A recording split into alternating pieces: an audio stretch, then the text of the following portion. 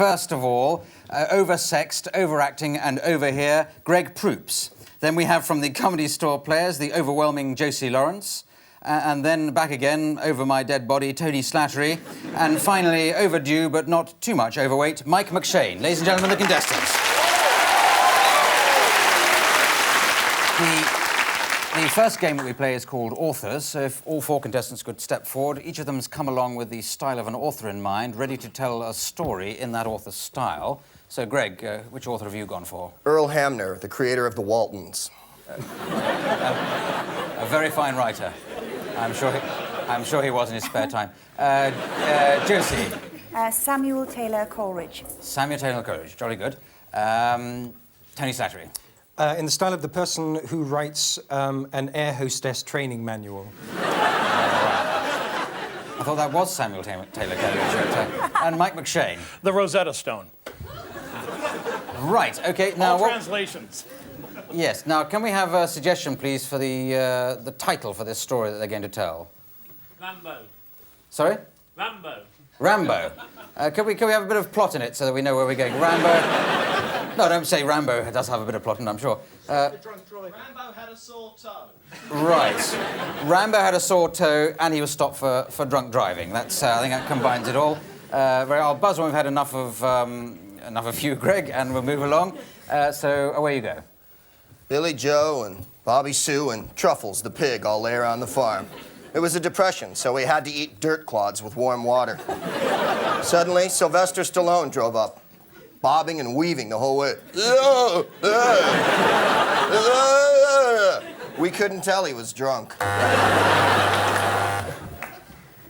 Thus spake the ancient John Boy, his voice all filled with woe, and round his neck did carry the corpse of one Rambo. In the event of Rambo's biceps exploding, his liver and most of his internal visceral organs will be situated there, and there.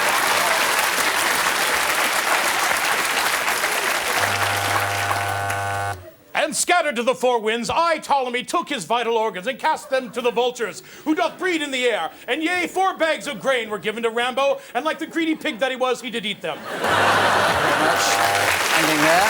Very good. Well, no, I genuinely think everybody gets 19 points for that game there. Now we go to a game called Film and Theatre Styles, featuring first of all Greg and Tony. You'd like to come forward. I'll give you a situation in just a moment to improvise, but we'd like, please, from the studio audience, some suggestions for some theatre or film styles for them to... Sorry? Macbeth. Oh, that's jolly good. Sort of Shakespeare, Macbeth, but... Sherlock Holmes. Blues Brothers. What was that one at the back? Disaster movie. Oh, it changed to disaster movie, isn't it? It certainly wasn't that the first time round. Thank you very much, I will. Tish, I might throw in a carry-on for you, Greg, just to confuse you. I presume carry-ons have never been very big in America, have they? Oh, no, they're wildly popular. Well, Benny Hill made it. Now, the situation I'm giving you is two inventors, that's what you are, with your invention. Start, first of all, with no particular style, then we'll cut in with some of these suggestions. Eureka, we've done it. What is it? Throckmorton, it's a cheese wincer. A cheese wincer? Yes, when cheese is insulted, it catches its winces. Brilliant. Does that mean I can sit on it and everything's going to be happy? Please, be the first to sit on it. It works! Macbeth. Oh, what is it? You sit on the cheese and lobby that's a flat like your head. You're pissed again.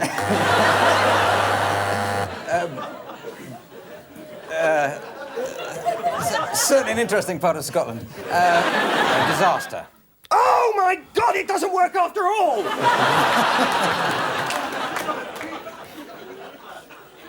You're right. What do we do? Quick, run around pointlessly. We can't!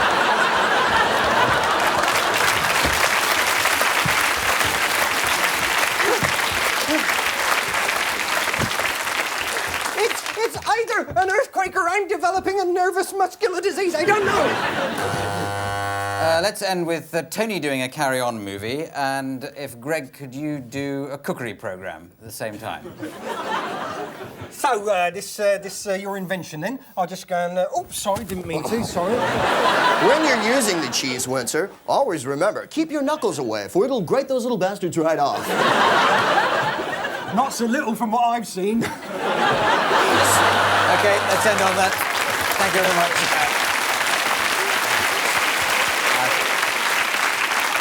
I think we're heading rapidly back towards disaster there, but 25 points anyway. Now, Josie and Mike, can you step forward, please? Again, we'll want some suggestions, please, for some theatrical, filmic stuff. Broadway musical, yes. Religious. Religious. Children's television. Blue Peter. Children's television, right. That came all the way from Newcastle, I think, that suggestion. Tarzan, yes. Mr. Ben? Does he make plays and films now? What's Mr. Ben? I've no idea. Mr. Ben was always the shadow minister for something, wasn't he? But, anyone, another one? Lloyd. Batman. Right. Okay. I think I've picked the bones out of the best ones there. And your situation, please, is an agent discovering a star in the street. A theatrical agent discovering a star in the street. Away you go. Taxi! Taxi over here! Oh, it's hell to get a taxi in these streets.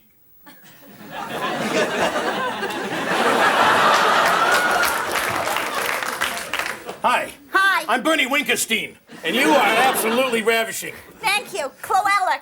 Cloella. I see names. I see lights. I see a band of luminescence going. Cloella starring in Macbeth, the musical.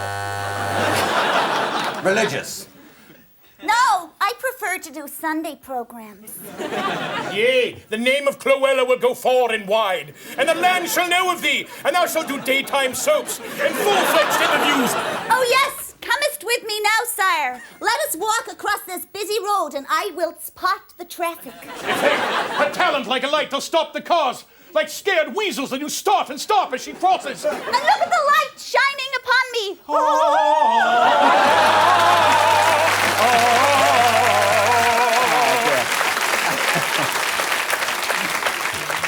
Tarzan.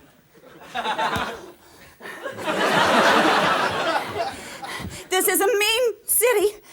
I wish we could go somewhere where we could just be together. City, jungle, all people run around, make big deal. Yes. Me, your agent, no longer Cheetah, your agent, no more. You move on. You come to my treetop. We make big star out of you. Oh, First, good. And I'll bananas. give you 10% in coconuts. Hang on. We can't finish on a weak pun like that. Let's go for a weaker one. Children's television. And first thing you have to learn, today's lesson begins with the letter C. The letter C. The C is for couch, casting couch. Cloella crouches on the casting couch. And Mr. Agent takes off his clothes. Thank you very much. Let's end rapidly there, please.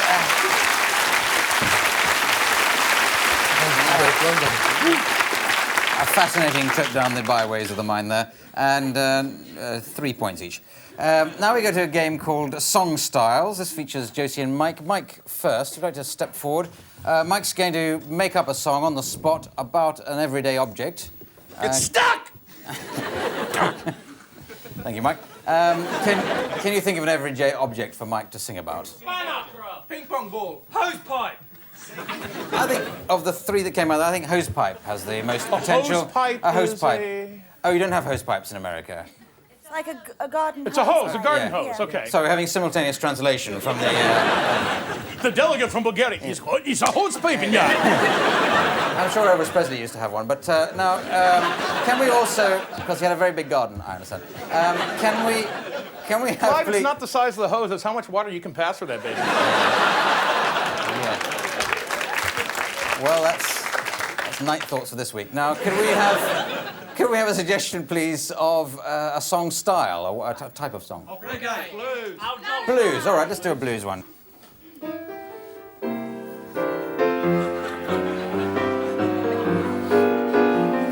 I got a garden in my my backyard. Oh, the dirt is packed. Lord, it's mighty hard. But I get out there with my big old hose, and I lay down the liquid, and oh, goodness knows, the ground it gets wet, and it starts to shake, and then the little seeds and flowers, they start to make. I can't get enough of putting around the yard. You know, I feel so darn good, it gets me hard. You know, a garden is a way to be. Just turn on the pipe, grab the hose, and shake it out, 1, 2, 3. If you want to get in there and work me, goodness knows. Well, baby, come on over and remember to bring your hose. Okay.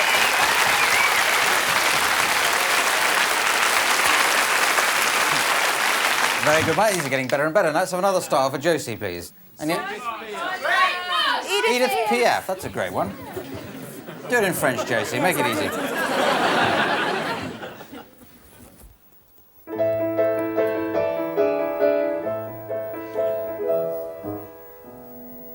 I have walked around these streets for many, many years. Now you see me, I am alone, crying tears, lots of tears. Oh, my life has been hard, one followed by another swipe. My tears are pouring, my eyes are like a hosepipe. Pouring out, see them spout. Why am I always sad? Oh, I have lots of regrets, but my face is always wet. Oh, why did you go away, Jose? Very good. All right. Right. Excellent. I'll give 1,000,000 points to both of them. Now let's go on to a game called The World's Worst. This features all 4 contestants. Just coming up, the world's worst person to be marooned on a desert island with. So away you go. Have you ever thought about cannibalism? Come on, here's another one. I spy with my... I've been watching you all during the cruise, and now that we've crashed, I have to tell you I'm a very happy man. Oh, come on, cheer up. Let's dance. Oh, that's a nice sandcastle. 99, 100. Okay, ready or not, here I come. Oh, you're right there. Look! It's a boat! It's a boat! I lied! Right, I think that's a very good selection of World's Worst. While I tot out the points on that, we'll take a break while people silly things. See you after that. Bye.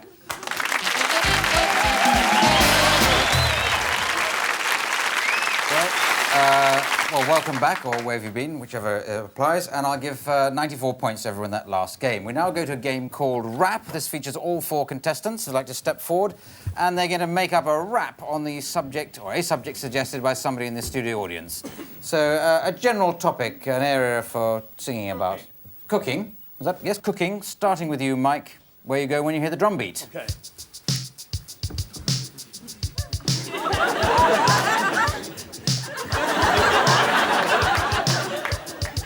I'm a master chef. I'm in your kitchen. When I whip up an omelet, Lord, it's bitchin'. I crack the eggs, I lay them in the pan, spread out the cheese, and go it on it, man. I flip it over with my hand. It lands right back in the aluminum pan. I serve it up, and it's really hot. If you don't like an omelet, that's saying a lot.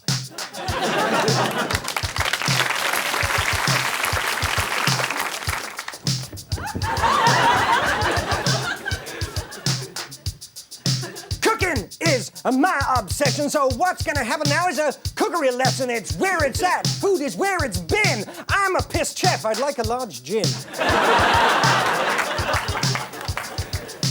Hi everybody, my name is Josie. I'm gonna teach you how to eat spaghetti. You can do it in a lot of ways. You can chop up a garlic, make bolognese. You can make it slow or make it faster. There's lots of ways that you can do pasta. bastard!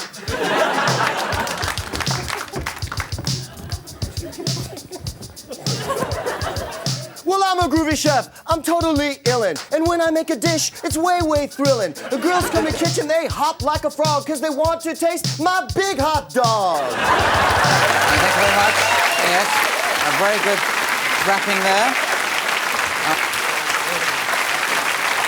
I think I'll give double points to Greg on that one, because I think he was trying and getting the style the best. So, well done, Greg. Now we move on to another game called Explanations. And let me just see what this game's about. Oh, yes. Now, Tony and Josie, can you like to step forward, please? You're going to be explaining something in just a moment. Can you think of a sort of deep philosophical question that might need explaining? Why the train is late? Possibly a bit deeper than that. Nice trivial example. This game works best if there's... The existence of God. That's probably going to the other extreme. Let's try it anyway. You've only got a couple of minutes to do it in. Explaining the existence of God, please, but you could do it in the style of two 6-year-olds. God! Shut up! God! Yes, God's his man. God is not a man. God is a white So cloud. stink pants, he is. I'm not stink pants. You are, you're farty breath, but God isn't because he's clean. God is a lady. And backwards, it's a dog. And God lives in heaven and the devil lives in hell. Sometimes in Basildon. Yeah, let's end on that. Thank you very much.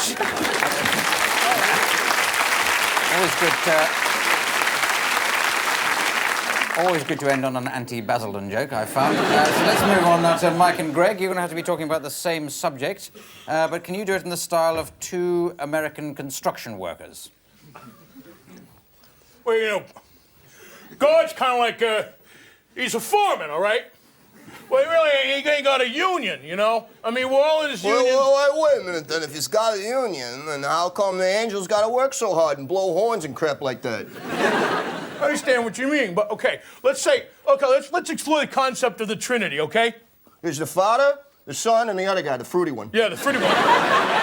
Okay, so the first one, the Father is like the foreman, all right? Yeah, right. All right. Except he's not as big of a jerk. Wait a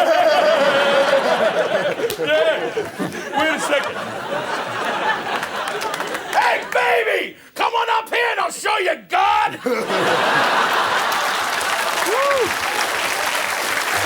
Okay, let's end on that. Thank you very much.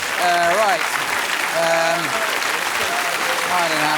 Well, under the Australian rules, which bizarrely apply to that game and that game only, there are 7 points to those taking part in that game. Now we come to a game called American Musical. This will feature all the contestants, and they're going to make up a musical on the spot about the life of somebody here in the studio audience. And I'm going to go and just select that somebody now and see what's happened in their lives.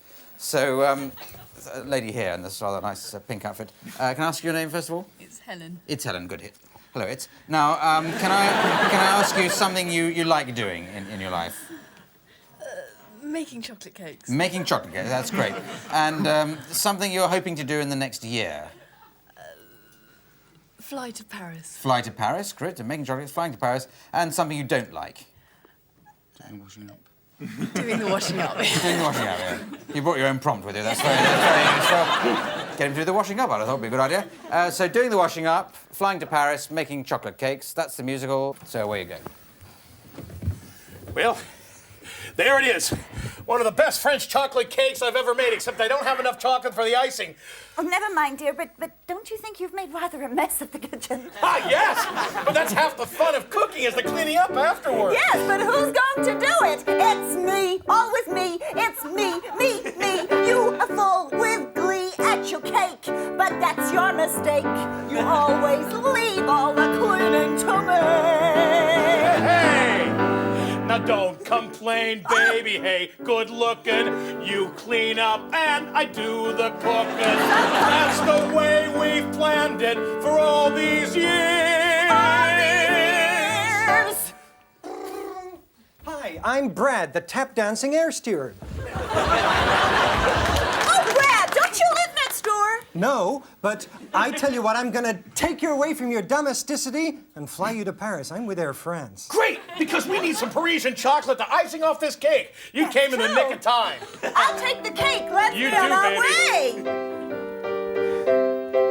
It's so real. Let's go.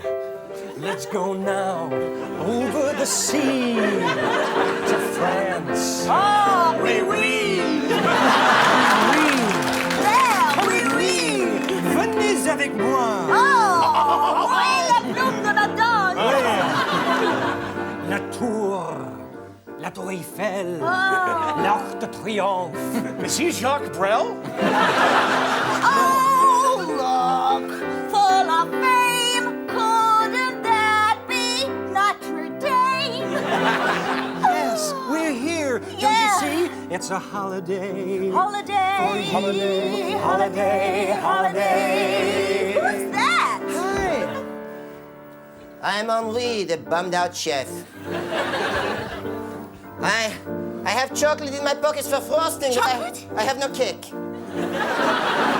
à l'heure fait. Don't be sad. Ready to be glad. We got a cake for you. Heaven's sake, put on some of your chocolate. Do. You have brought a cake for me. I'm in ecstasy. I have the frosting, you see. Oh, The look. frosting on the cake, it looks splendid. It's beautiful. Your work is fantastic. But these plates are dirty. We need to do something about it. Come on, everybody. After 3. 1, 2, 1, 2, 3. Let's wash up, everybody. Let's wash up, everybody. Let's wash up and get clean. Get clean. Wash up. Everybody, let's wash up.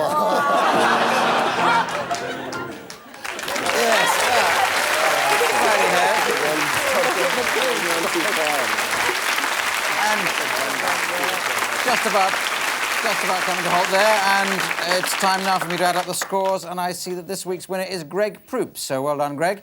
And the prize for winning is to read the credits in a style of my choosing, and I'd like you to do it in the style of Elvis Costello, which suddenly comes to mind for some reason. So it just remains for me to thank Greg Proops, Josie Lawrence, Tony Slattery, Mike McShane, Richard Ranch at the piano. This is me, Clive Anderson, saying good night. Good night. Whose line is it anyway? Is a comedy show, you see. Whose line is it anyway? Has Tony Slattery. Everybody here has a good time. They make stuff up off the top of their mind. Whose line is it anyway? It's here on channel 343. And I have to keep going and do more. Dan Patterson is our producer. Hello and welcome to Whose Line Is It Anyway, featuring this week Greg Proops, who's very big in San Francisco stand-up comedy. Then we have Josie Lawrence, who's very big in the Comedy Store Players. And we have Paul Ryder, who's very big in the Hull Truck Theatre Company. And finally we have Mike McShane, who's very big. So, ladies and gentlemen, the contestants.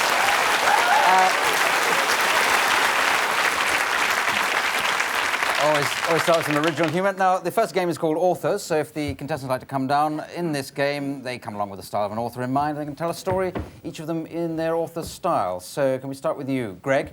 Which author have you gone for? The Cherokee oral tradition. Cherokee oral tradition, yes. We'll follow that. Well, Josie? D.H. Lawrence. Right, yes, perfect. Paul? Ted Hughes. Ted Hughes, the poet laureate, excellent. And Mike? A Hollywood gossip columnist. Right, well, a pretty fair selection of authors there. And can we have a suggestion for a title for this story for them to tell? They're going to take it in turns to tell. My trip to the supermarket. My Trip to the Supermarket. Oddly enough, bizarrely enough, you would have thought that was a stunningly original title, but I think we did that yesterday. But, or last week, as we call it in television. Can we have another title? Temptation. Temptation, that's good. Can we just build on that? The Temptation... Of Christ. You're working hard tonight for this story. Yeah. Let's call it The Temptation of Going to the Supermarket and Meeting an Old Lady, which combines three suggestions, some of which the audience would have heard. So The Temptation of Going to the Supermarket and Meeting an Old Lady, starting with you, Greg.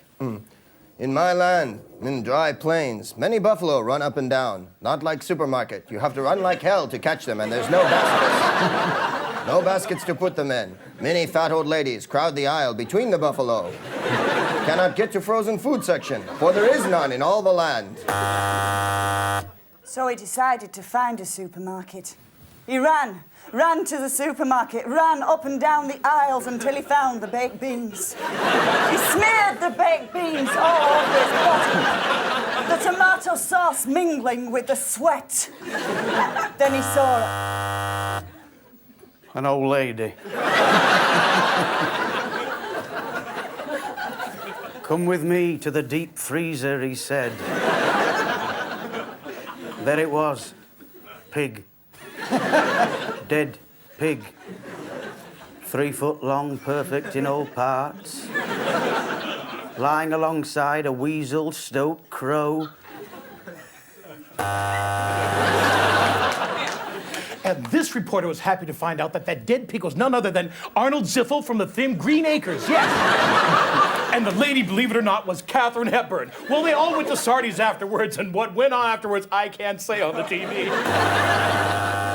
Yes, Dead Pig from Green Acres. Big popular show on white box that shows flickering image with Clive Anderson on sometimes. I bought you a pig, he said to Miriam.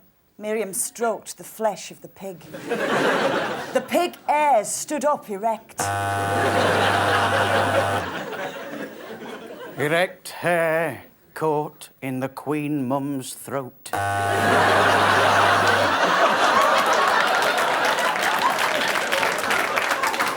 Fortunately, at the table next door, Sylvester Stallone was there, and he gave the Queen a Heimlich maneuver, forcing the hair out of her throat and launching into a teacup of James Mason's. Thank you very much. A good round of applause there. Jolly good. Okay. Well, I give 15 points everywhere there, but with double points for being American to Josie. And now we go on to a round called Film and Theatre Styles. Paul and Josie first. They divide into pairs for this, so come forward. I'm going to give you a situation to improvise in just a moment. But first, I'd like some styles, please, if the audience could supply some styles of film, styles of plays that you might have seen or enjoyed. Spaghetti westerns. Western.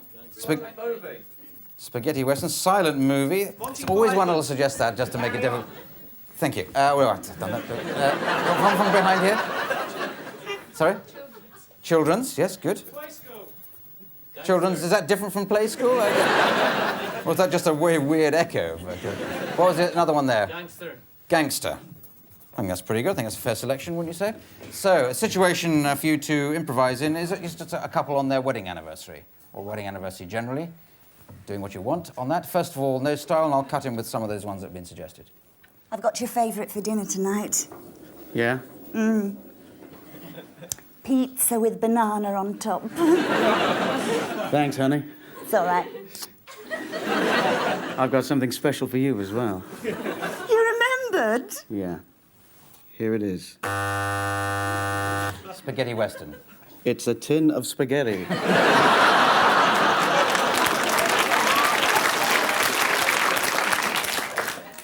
Ooh. That is very nice, gringo. Give me the spaghetti. I will give you the spaghetti. Or let me pay for it. Here's some dollars in my feast.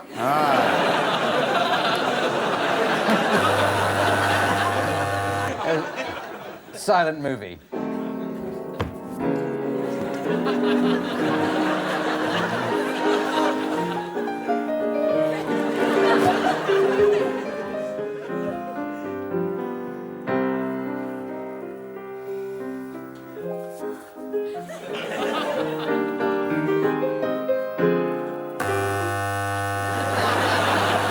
And to end on a children's programme.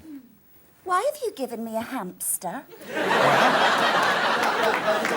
When you're married, we all like a little something special to celebrate the date of our wedding. And I've given you a hamster because you like furry little things. Okay, let's end there. Thank you very much. Thank you. Thank you.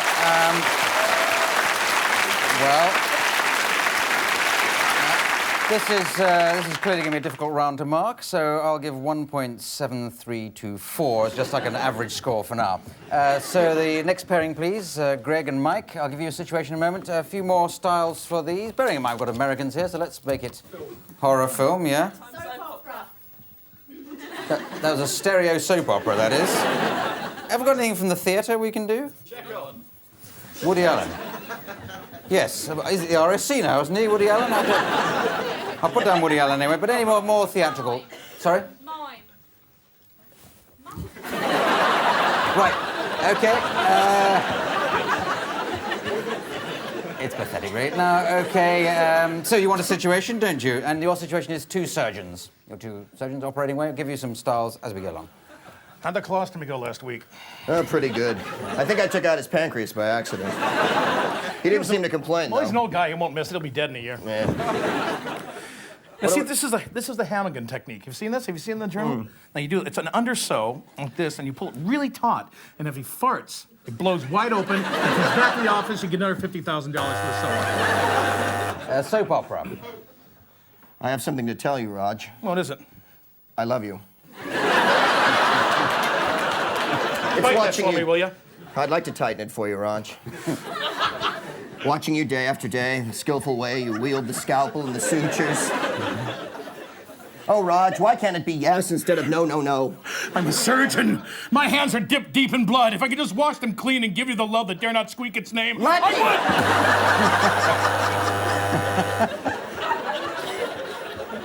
It's a great pose. Horror.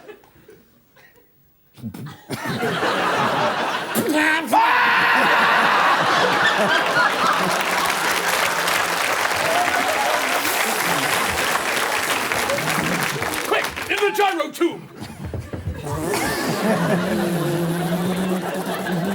Get out here, it's where Robot City is. Look out! It's a many-headed insurance salesman! Thank you very much. Very good. Thank you.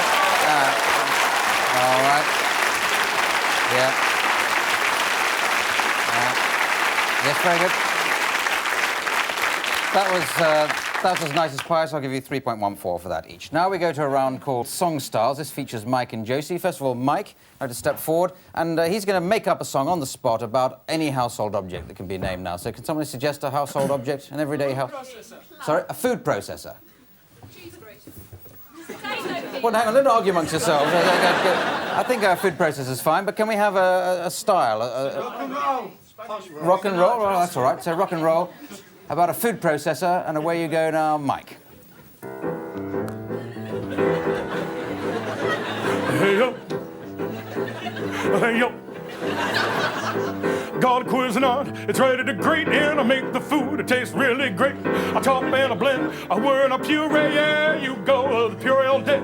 I can't get enough of the big Cuisinart, I love whipping up with the big Cuisinart. Go, go, ow, ow, ow. Go, go. Go, go. Go, go. Put it on great, don't be late, baby, I got a Cuisinart going on the date. Very good. Excellent. Thank you, Mike. Yep. Yep. It's the best song I've ever heard made up about a food processor. But Josie, you've got to make up a song as well, also about a food processor. Another style for Josie, though. Spanish flamingo. Yes, okay, yes. Away you go.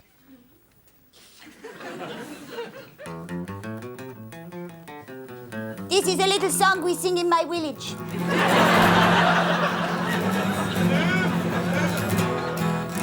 Hey, hey, hey, hey, hey, hey, hey.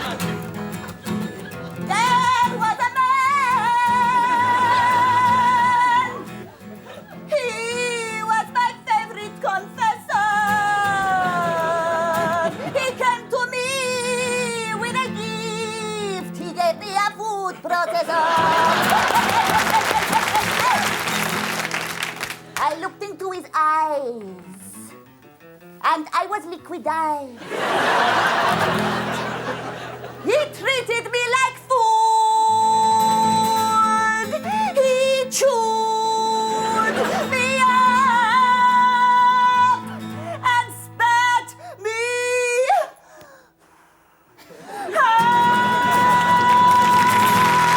Very good. Excellent stuff. Fantastic. Absolutely fantastic. 1 mark each. Now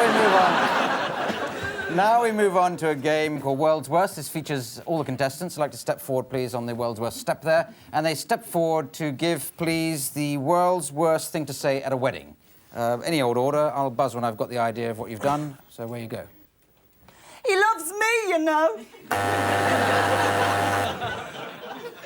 She's great, huh? Your future wife is ugly. Does anyone know the vows? Because I seem to have misplaced my papers today. I just want to tell you, Lisa, that Tom will be a very good husband. I know. Oh, that nylon wedding dress looks lovely. Do you sweat a lot in it? God, I'm glad to be getting rid of that little bitch. She's been sponging off me for years. You're wearing that? I've swallowed the wedding invitation. Right, well, that seems to be that for the world's worst. While I work at the points of that round, you go away for some adverts or for some coffee, or for some coffee adverts. See you after that. Bye.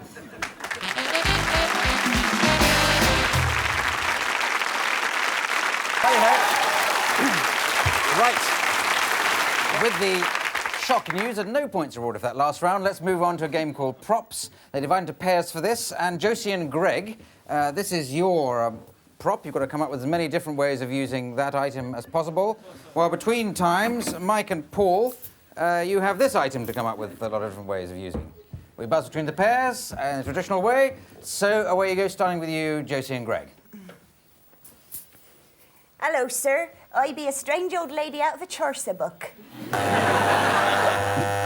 Play tennis on your own. Just stand over the middle of the net. Just put the ball in the ball. Chirp, chirp. Captain, the U-boat is signaling. I'll signal back. Okay. I got you. Well, I'm going to Grandma's house. Where are you going? I'm gonna gobble you up. Oh, God. Yeah, let's take the hem out of your pants, sir. Okay.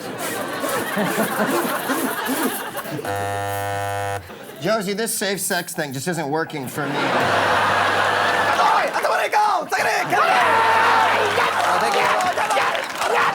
Thank you. Let's end on that. Thank you very much. Good round of props.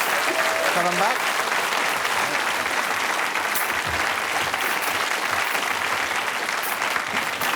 Yes. A full baker's dozen of points there. 13 points, everybody. And now we come to a game called Party Quirks. This features Greg as the host of a party. While he's improvising that, the other contestants are improvising guests. But if they're getting the envelopes in front of them, they'll see a strange quirk. They've each been allocated, and they have to convey that quirk or that trait to Greg, who's got to guess them. So as simple as that. So, Greg, if you'd like to come down here ready to improvise the party. And the party's underway, I can see. Yes. Mothballs. I got my 8-track. Got some blood, sweat, and tears getting ready to go here. It's going to be a swinging. There's the first person. Come on in. Hi, Greg. Hi, Paul. How's it going? Fine, thanks. Great to see you. You're awfully handsome today. Thank you very much. Yeah. Come on in, Roger Moore.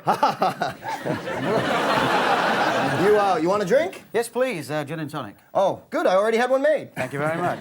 What do you think of the jacket? Oh, it's very nice. You're almost a male model in so many ways. Well done. You got it. Hello, Josie. Hi. Party. Party, yeah. Party. Have you got any games organised? Oh, absolutely. Games. We need games. I'll make some punch. That'd be great. I brought some fruit. Great. Lemons. Lemons are Put wonderful. some music on. I'll put some music on. Oh, okay. Gotcha. You're just the life of the party, aren't you? Yeah. You're a total nutbag. Hey, hang on. Hi, Mike. Hi, Greg. Good to see you. Good to see you. But then it's always good to see Greg. Hi, Josie. Hello. Edward. Josie, you're radiant like a light. Radiant like a light. Do you want me to help you off with your coat? Shall I organise a cloakroom? Oh, that's okay. I think Mike could take off his coat, take off his coat himself, I think. Say, I'll have a gin, okay? But make it Wanker's gin, the gin for wankers. Sure. I know it's your favorite because you're like a commercial kind of pitchman guy. Yeah, that'll do. He writes commercials, so... Hey! Let's start the party games now, shall we? Okay, let's start. Now, who's going to be first? Me? All right. Is it your birthday by any chance? No. Should we have charades or anything you want charades to do? would be wonderful. Oh, yes, you know, I infuse so much over games. Of course you do. Infuse, and there's a festive clue in there, isn't there? So what's your guess? What is she? Just a really annoyingly perky person. Perky. That's right, I think that's okay. There's no over-enthusiastic person. Yes, that's fine. Well done. Okay. That was a brilliant bit of guesswork there, especially towards the end. So 95 points there to Greg and 96 to everybody else. Well done. Now we come to a game called American Musical, in which all 4 contestants will make up an American musical based on the life of somebody here in the studio audience. And they'll be doing that with the assistance of Richard Ranch at the piano. I'll just wander into the audience there to find somebody who we can make up the life about. Let's just go slightly back here. Hopefully the camera can pick this up. You, sir, what's your name? My name's Marcus. Marcus. That's an excellent name, Marcus. Now, can you think of something you've done in the last week that you've enjoyed? Oh, that sounds quite hard, actually. Yeah. Picture on a bad week, have I? I had a curry. You had a curry? Right, OK, you had a curry. That's enjoyable enough. And is there something you do regularly, like a sort of hobby or an activity? I smoke. You smoke? Right, that would be cigarettes, I dare say. And is there something like you're looking forward to, an ambition that you've got in your life? Like travelling somewhere or doing something? Just changing my job, I think. Changing your job. So what sort of job would you like to get, to change into? Something well paid, I think. No, you got a specific one? A specific one? You'd like to be Prime Minister? Yeah, that'd do. OK, fine. I don't want to force you into this, but... OK, so this American musical is has got to feature smoking, having a curry, and becoming Prime Minister. So there it is. That should be easy enough. Away you go.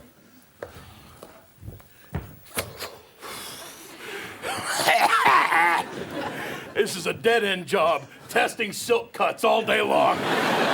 Another one? Yeah. I coughed so hard last night, a small animal came out of my chest. I can't get enough of cigarettes. I need the job, but then just yet I want to quit this nasty habit. My life's terms to be up in smoke. All we do is just a joke. I would love to quit this nasty habit.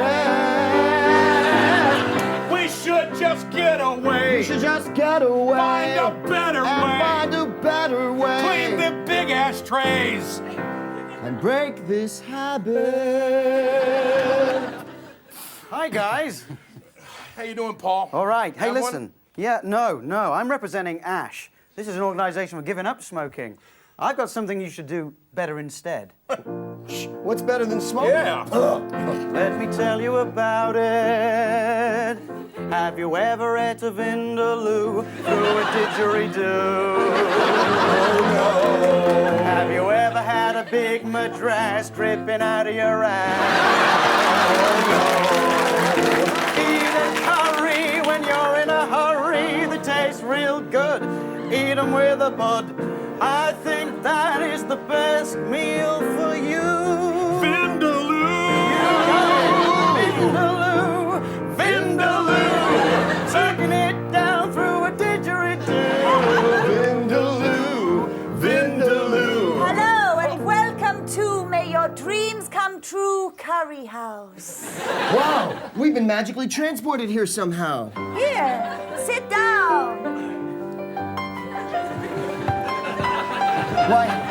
You know, anything that you want can happen in the curry house. Really? Can we get some papadom to kick things off? Yes? Ooh. And the onion bhajis? What? The onion, what are those little puffy things? They're little onion bhajis.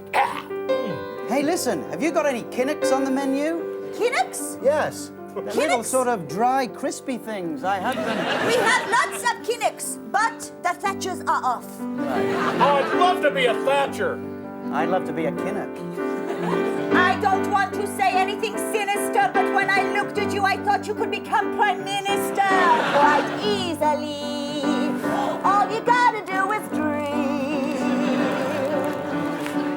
And when I looked at you, I thought you could become a cabinet minister.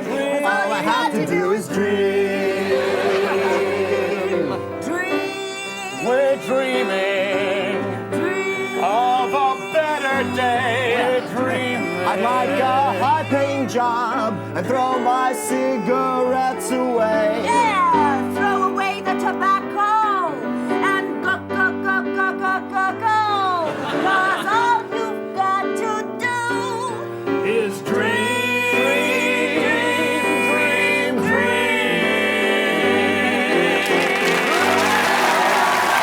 Okay. Well done. Well done. Excellent. An excellent finish there. Quite superb. And I see, just trotting up the points, that Mike McShane is this week's winner. So well done, Mike. And the prize for winning is to read the credits out in the style of my choosing. I'd like you to do it, Mike, in the style of Brian Blessed. Okay, so I hope you're familiar with that particular fine actor. So it just remains to me to thank Greg Proops, Josie Lawrence, Paul Ryder, Mike McShane, Richard Branch at the piano. This is me, Clive Anderson, saying good night. Good night.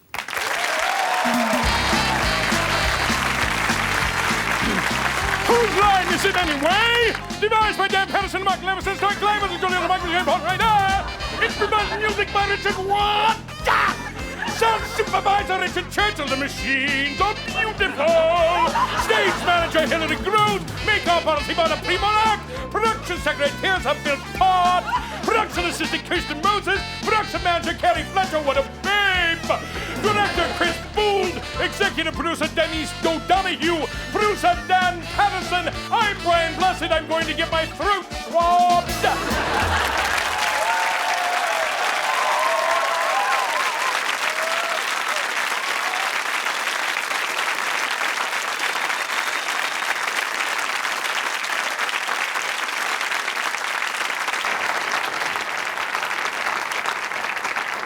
Right, hello and welcome to Whose Line Is It Anyway for this very special Christmas edition. In fact, there we are. And unlike most Christmas editions, this is in fact being recorded really quite close to Christmas. In fact, rather closer to Christmas than it's being shown. But here we are. Should be just in time to catch Hanukkah, I'm told. Which is good because Hanukkah is, of course, the Hebrew for Channel 4. So here we are improvising on the night after Boxing Day. We have, first of all, Greg Proops, who is from the West Coast of America, then Josie Lawrence of the Comedy Store Players from the West Midlands of England, then the comedian named after possibly the dullest bit of West London, Paul Merton, who's also the man behind many of Julian Clary's stickiest moments, and then someone who must be one of the best Danish comedians working in England at the moment, Sandy Toksvig. And Tony Slattery, let's face it, is not one of the best Danish comedians working in England at the moment. And finally, in this monster six-person lineup, we have the man who is Father Christmas, Mr. Holly, the Three Wise Men, and several Christmas puddings rolled into one, Mike McShane. Right. Those are the contestants, and we start the show with a game of authors featuring Greg, Sandy, Tony, and Mike. If you'd like to step forward, please. And as you know, this game, the contestants come along with the name of an author in mind, and they're going to tell a story in that author's style. So, Greg, which author have you gone for? I've chosen C. Clement Moore. Oh, right. He wrote the Night Before Christmas. Yes. Yes, well, very well known in America. And Sandy. I thought I'd do Jane Asher's Book of Party Cakes. Right, yes. Just to keep the cultural level high. Tony Slattery. In the style of a child's letter to Santa. Very, very sweet. And Mike? Robert Heinlein, a recently deceased science fiction author. Yes, you're doing it, writing as he was when he was alive, presumably. Not that it matters as a science fiction author. Now, can we have the title of this story for them to tell? It could be Christmassy, it doesn't have to be Christmassy. Santa gets lost. That's Christmassy enough, I suppose. Can we have a bit more plot in that? That might be Santa gets lost where? On the London Underground. On the London Underground, right. Make it easy for you, Greg. Start off, Santa gets lost on the London Underground. I'll buzz when we've got the idea of your section and move on. Where you go. 'Twas the night before Christmas. 'Twas the night before Christmas. Almost Christmas Day, and Santa was lost on the London subway. The tube was all roaring toward Old Acton town, and Santa was knackered because he didn't know where he was around. Actually, you can make a super Santa's knockered cake yourself. Now, all you're going to need is a lot of fondant icing and a tremendous amount of space in the kitchen. It helps, of course, to be immensely wealthy and have a kitchen rather like I've got.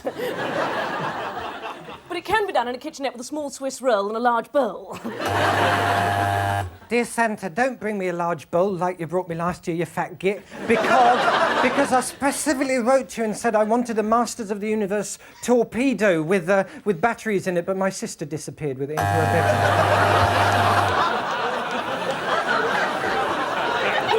bedroom. Yes, his sister disappeared into the underground sex club of Rigel 5, where millions of reindeer had packed themselves down on the subway for a quick and hurried ride to the Grot Club, where Santa was going to deliver a big package of roast beef, because he knew that's what the Martians liked. The reindeers rubbed their antlers in glee, chuckling, because they weren't ordinary reindeers. These were reindeers from Venus. Venusian reindeers had one thing on their mind: unsafe sex and bad hygiene! Greg?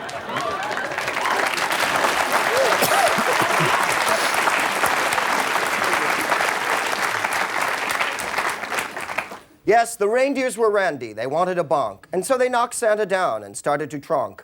They Of course, you can get a very good quick effect by just 2 large balls of marzipan and a Yule log. And want a Yule log, and I want one of those Tiny Tears doll who dumps in her pants. That was the one thing they were afraid of, the reindeers. They couldn't give antler rot to tiny dolls that dumped in their pants. Thank you. Let's end that there, please. Thank you very much.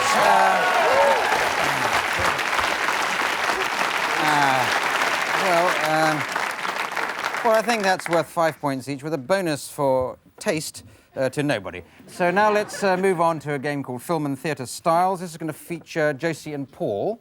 I'm going to give them a little scene in a moment. We want some different film theatre styles, as you probably know if you've been to these recordings before. Got any film style? Hitchcock, yes, that's. Thank. Oh yes, I always say that. Pantomime, yes. Disaster. We've never had that before, and ever, I don't think. Any more? Science fiction. Science fiction. Right. Okay, so your scene is Paul. You're a carol singer, and you're arriving at somebody's house.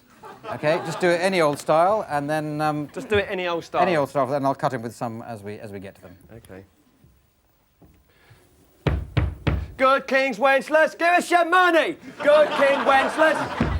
Look, why don't you... Roger. Helen. What are you doing here? What? I'm just earning some money for Earning Christmas. some money, but you were the richest boyfriend I ever had. Hitchcock. Yes, I did say I had a lot of money, didn't I? Come in. It's cold outside, and right. I've only got a towel on. I'm taking a shower, you see. Okay, shall I close the door? Hang on. There's a lot of crows outside in your garden. Yes, aren't there? Go away! If you look through the rear window... Oh, after the bell, afraid, doesn't count. Oh, OK, come up here and do it yourself, then. Oh, I'm sorry. I'll go and I'll piss off then. I'll go home. No, if you don't like rear windows, sod it up. Can you manage to do a bit of pantomime, Paul, while you're in this good humour? Yes, I suppose so. Oh, Buttons! The ugly Oh, I'm sisters sorry. have gone off to the ball. Have they? Yes. And I'm left here to clean out the cinders. Oh, well, that's awful. They've gone to the ball and left you... What? They've gone to the ball and left me Look, all alone. you see that mouse going down there? Yes? Well, Science fiction. if you put a magic spell on that mouse, Yes? it will turn into Giles... It'll turn... It'll turn into a man with a nice smile on his face. What's... Oh, my God, what's that?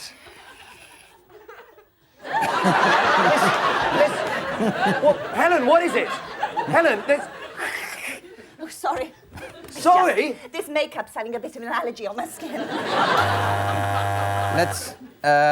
Let's end on disaster.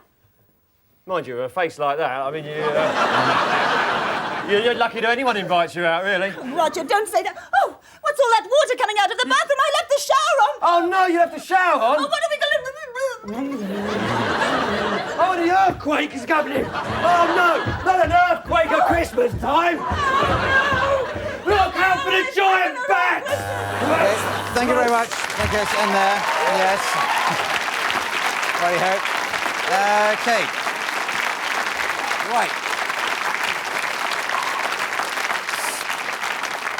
That's worth 19 points each, unfortunately only getting 17. Now we go to film and theatre styles featuring Greg and Mike. So step forward, Greg and Mike. We'll give them a scene to act in just a moment. First, we'd like some film theatre style. Laurel and Hardy. That's good, at least. Western, yes, that's... Street theatre. Romance. So I thought, right. Well, you're having one or you're suggesting one? Could be either. So that'll be fine. Now, your situation is... Greg, can you play a child, a kid? I'm afraid no. Contractually, I'm forbidden to. Well, thank you for watching Who's Diners anyway. We'll be showing it... No, can I just persuade you to do that? And, Mike, can you be the real Santa Claus? So Greg is discovering the real Santa Claus. It could be a nice, touching scene, this. On the other hand, it could be a complete disaster. So I'll give you some stars in a moment. There you go. I wonder what time it is. It must be the middle of the night. Oh, the cookies are still here, and so is the carrots that I left for Rudolph. Freeze! Freeze, mother! I'll blow your head off! It's me, Timmy. It's Santa! How do I know you're not just some mugger who came into the house to take all my stuff? The anatomically correct Cabbage Patch doll you wanted this year? Holy jeepers! Romance. Give me that doll. Yes, Cindy, I know it seems odd. We've only known each other a short while, but... Oh, Greg, stop. Yes, I'd like to take you to the 6th grade cookie bash. Santa, how can I ever repay you? You can put that flippin' doll away and give me the love that dare not squeak its name. Western. Oh, partner, you can mount these tiny reindeer and we can ride the range. Yeah! Ouch! Yeah! Look out behind it! My worst enemy, Donald Trump! Ow, Santa, can we stop? The antlers are kind of goring. Laurel and Hardy. What do you think you're doing throwing that reindeer away? I'm sorry, I didn't mean to throw it away. Every time I come down the chimney, you play with the doll, you go upstairs, and you leave me completely alone. Thank you. You deserved it.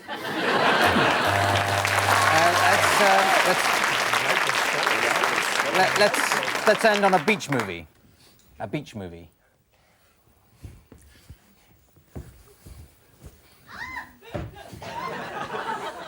Hi, Moon Timmy. How's it going? It's me, Tammy Santa. Say, those are some swell hooters you got there. Thanks a lot. I figured you use them as a flotation device system when we go out on the beach. All right. Well, there's hardly any beach, but there's tons of bitchin' snow. Wow, let's snow surf and sing the snow surfing song. All right. Hey, nanny, nanny, nanny, nanny, nanny, nanny, let's snow surf. Snow surf. Snow surf. Snow surf. Riding on the waves, they're thick and white. We're gonna ride the big snow waves all night. Let's snow surf. Snow surf. Snow surf. I'm going on all this hard-packed powder. It's like flying on a bunch of cold chowder. Let's Snow surf. Snow surf. Snow surf. Say. Thank you very much. Thank you. Right. Well, we had the occasional mention of Santa Claus in there, so 49 points each. Now we go to a game called Song Styles. This features Mike, first of all. Step forward, Mike, please. Now, what we're going to do is to get a topic for Mike to sing about. It could be a Christmassy thing, just any item, any Christmassy item. A loo brush. Oh. A loo brush, yeah. You get lots of exciting Christmas presents, you get. Crackers, that sounds more like it. Crackers. Hang on, no, I don't. I'm not compiling my Christmas list. Okay, so you've got to make up a song on the spot about crackers, helped, as you're going to be, by Richard Vranch of the Comedy Store Players on piano or guitar or possibly anything else. But we need a style for Mike to sing. Jazz. Jazz. I don't know if have we done jazz? No, I don't think let's so. do jazz. We go crackers in the style of jazz.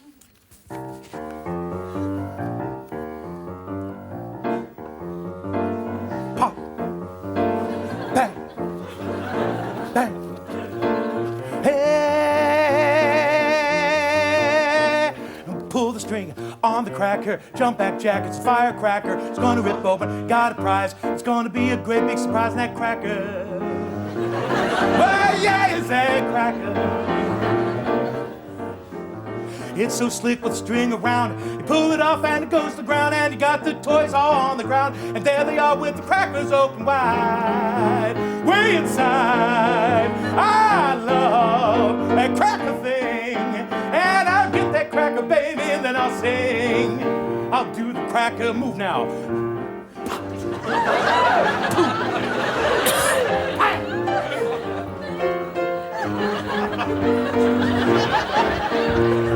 When you get under the tree and you see that cracker, 1, 2, 3, you take it by both ends, and then, my friend, you pull real hard. It blows right up. You burn your fingers, scorch your face, but you can't beat it any place you get that cracker. Jazz cracker, jazz cracker. Very good. Very good. Right. Okay. Excellent. Excellent.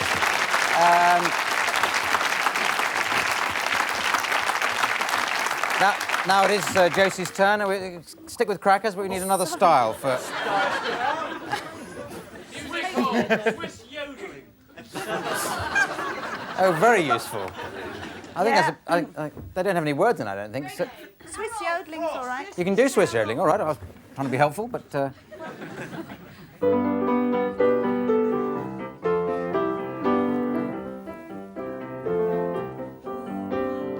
Running, running, running in the deep snow. Everything is frozen, even the fountain. But merrily, merrily, merrily, merrily I go up to the top of the mountain. Let's stand under the mistletoe. You can give me a great big smacker. Come on, darling, see what I've got. Come on, pull my cracker. And it goes yodeling, yodeling, yodeling, yodeling, yodeling, yodeling. And inside there's a plastic toy and a motto. A little motto. Okay. Right. Very good. Not only was that a brilliant improvisation, that's Switzerland's entry for next year's Eurovision Song Contest. So let's have Josie and Mike back on, and let's do a duet with you, still about crackers. Do we need a style for that? Good movement there. I was overwhelmed by the song. The set was overwhelmed by you. Now, do we need a style? Music hall. Music hall. Have you done music hall? Yeah, let's do it. Vaudeville, you know? Okay, all right, got it. So we have to translate into American for Josie, oddly enough. But, so, where you go? Hello, my darling. Hello, dear. Come now, it's Christmas time. And I've got a present for you. Oh, let me see it do. Oh! I've got a mighty big cracker. Pull on the end and it'll pop. When you yank on my cracker, it goes pop, pop. Oh, darling, there's nothing you lack, no nothing, sir, you lacquer. Oh, come, we'll have lots of fun, pouring lots of crackers. I'll grab one end, I'll yank it this way, and look what fell to the floor. It's a little toy of plastic. That's all I could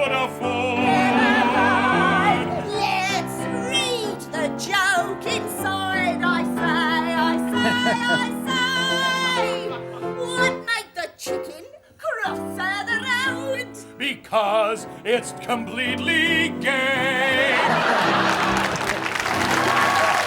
Very good. Fantastic. Well, great stuff, but I've got to hold it there because we've got to have a break, so see you after that. Bye. Well, 94 points for that last game, but for reasons of official secrecy, I can't tell you who I gave them to. Now we come to a game called The Rap. This features all 6 contestants who'd like to come forward. Very popular game with the contestants. So line up there, and perhaps you can have a suggestion, please, for maybe not a Christmas topic, maybe a New Year topic for them to... Hangover, that's a good one. Hangover rap. So we'll start with Mike, move along the line to Greg, and when the drummer joins us, then it's a hangover rap. Okay, Mike. I drank too much last night. I drank too much. My head is afraid. I look in the mirror. My eyes aren't any clear. And now I look like a big, ugly reindeer. I got the horn sitting on my head. My tongue's cut with fur. I wish I was dead. I can't relate, Lord. I just can't think. I know what I need is another drink.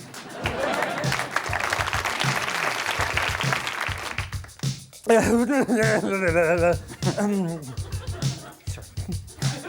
like hangers. They're really ace. I love it when the vomit dribbles down the face. I take some paracetamol and whoa, Lord save us. I want to make love with Dickie Davis.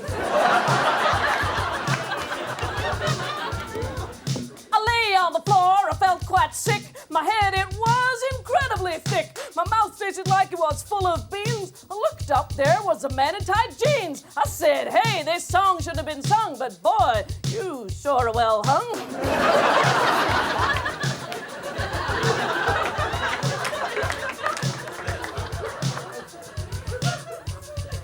Last night I had some cake and... No, start again. I just can't do this game at all, but I'm going to be damn best.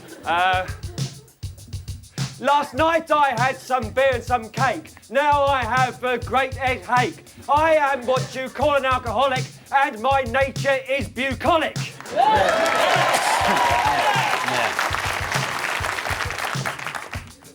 Hello. Hello.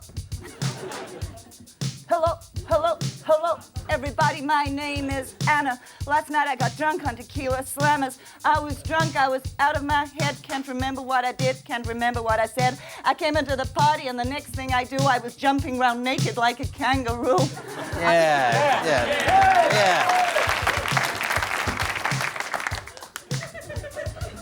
Last night I started drinking. I wasn't really thinking. And now I wake up, I'm totally stinking. I'm lying in my bed. I wish I was dead, because I feel like my brain is bigger than my head. Right. Okay, very good. Taking one away on there. And 93 points, everybody, but double points to Paul Merton, Man or Rhythm. Now we come to a game called Party Quirks. This features Sandy Toksvig as the host of a party, hostess, and the others are all going to be arriving as guests of the party, equipped. If they look inside the envelope in front of them, each of them has been allocated a strange party quirk or way of behaving, and Sandy's got to guess what that quirk is in each case. And if she does guess them all, then she'll have got them all. So, Sandy, if you'd like to come down here and start improvising the party, the others go around there, coming in, Greg first, and sort out an order.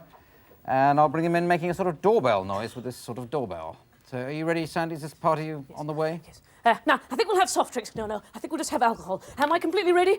Yes, I think I am. No, I think I'm not. Oh, God, I've never held a party for schizophrenics before. Hello? Hi, Sandy. How are you? Here, I brought you a little gift. God, I hope it's enough. I don't even really like it that much.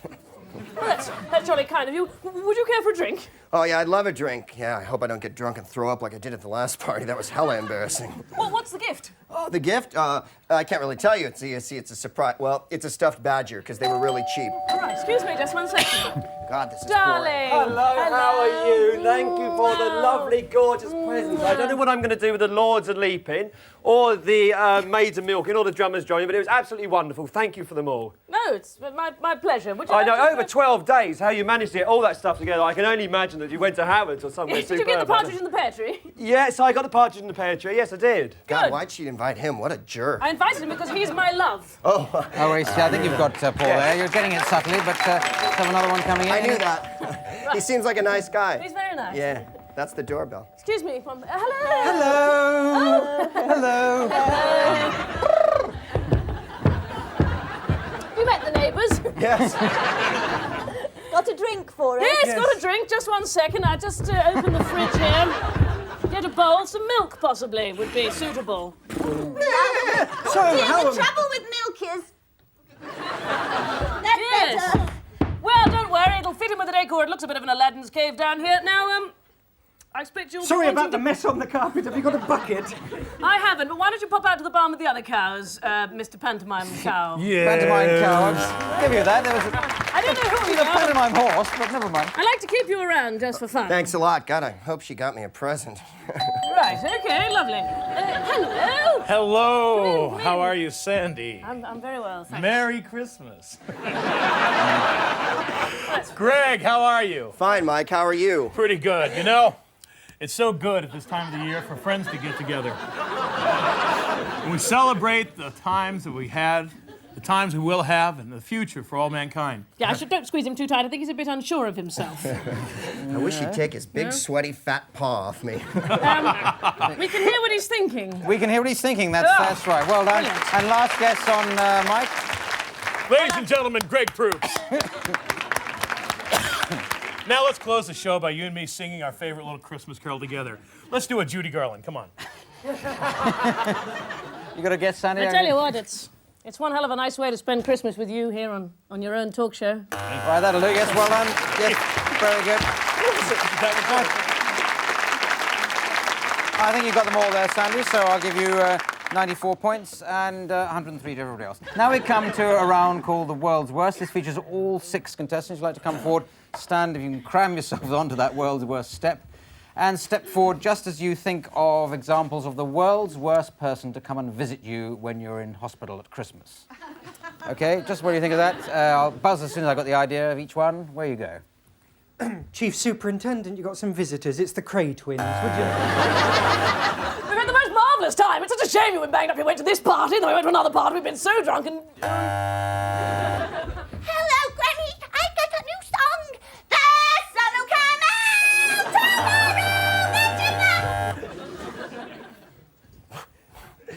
If you die, can I have your present? Hi, how you feeling? Look, I want to get a couple of pictures for the kids since you won't be there for the Christmas party. Now smile. Oh, you're in traction, are you? What? Woo, ooh, ooh, ooh. That's fun. What's this drip do?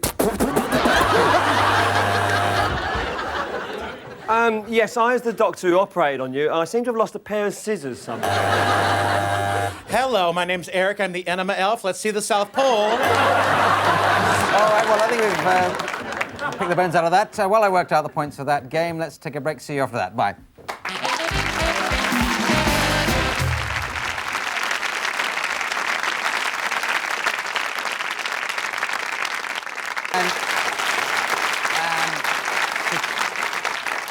Because it's Christmas, I've awarded double points to everybody for that last game. Rather pointless, really, because it doesn't help the competition along. But now we go to a game called Props.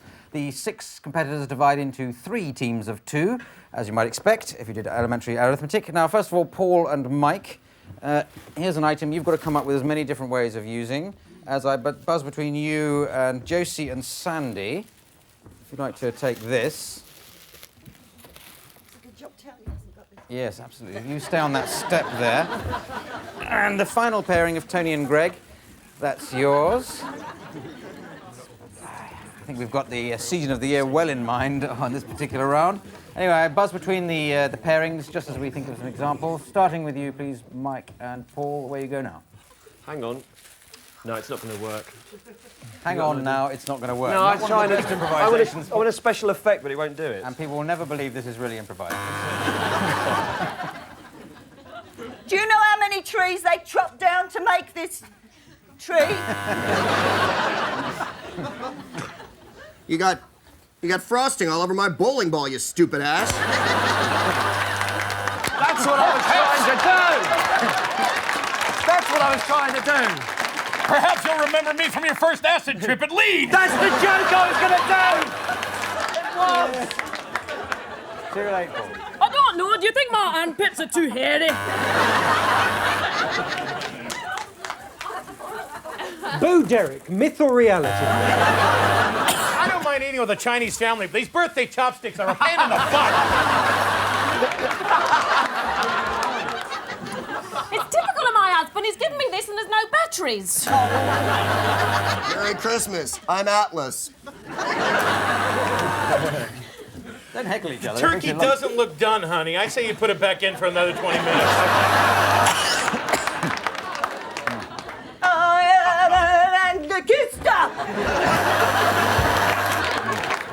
Oh, and I've got a date tonight.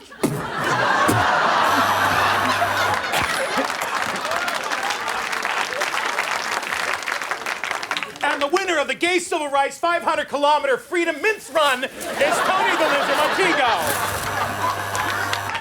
And first prize at the primary school fancy dress goes to Jeremy, who's come dressed as a Christmas tree. Well done. Oh, sorry. Dad's dead, so we just coated his head with delicious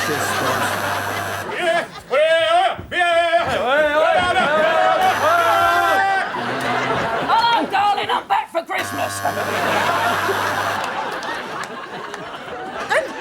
And so, Professor Johnson, what do you think about this extraordinary shape of Io's moon? It is absolutely not totally funny either. Oh, no. Headmaster, don't fan me this time. Spank me with the happy stick. I don't want to be the fairy on the top of the tree.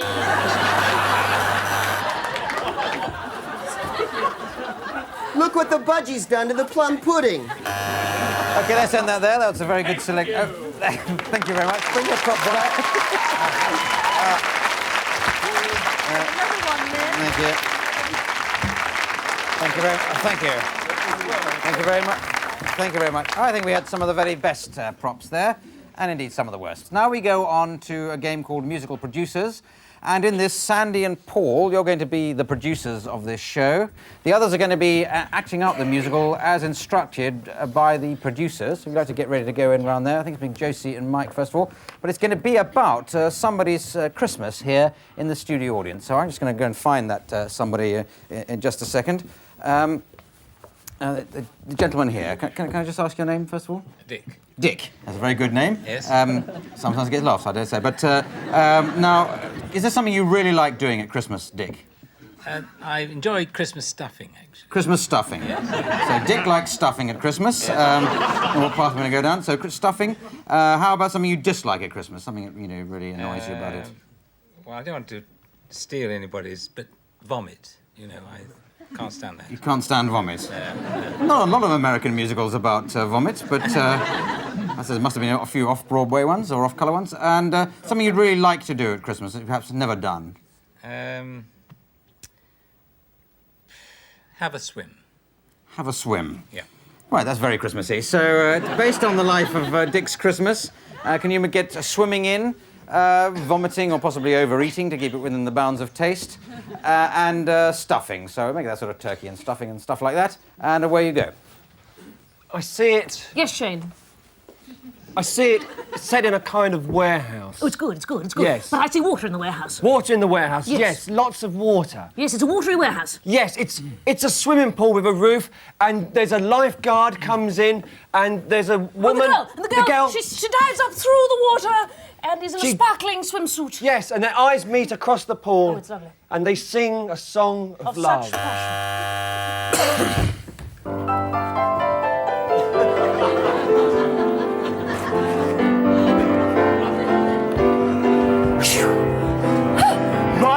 You swim pretty darn good. I'm an Olympic athlete, and I haven't seen anybody swim as well as that in many a year. Well, swimming's easy. You just put your one arm over, then make the other one follow, and what do you know? You're swimming.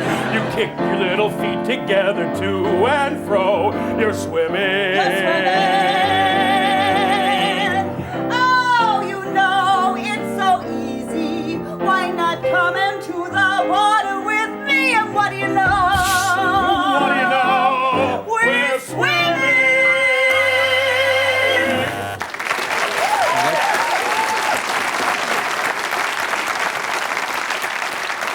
So what we've got is we've got perfect love there. Yes, perfect But there's love. some sleazy bastard who's going to ruin it all for them. Yes, but who on earth could play the part of a sleazy bastard, I don't sing know. and dance? I don't know anyone who could do that. But what he's going to do, he's going Yes. to take this wonderful warehouse with a swimming pool and turn it into a hideous Roman baths with a vomitorium in it. I like it. OK, you two, your fun stops here. Hey, Mr. Boss Man, you're the guy that bought this place out. What do you plan to do with it, huh? I am a member of the landed gentry. I'm a Duke. Yeah. You make me puke. Correct. And this here swimming pool, no more fun you're gonna have, because there's gonna be little bits of carrots everywhere. Don't worry, dear. Relaxo. We won't really be sick. We'll use Paxo. That's a good idea. What the hell is Paxo?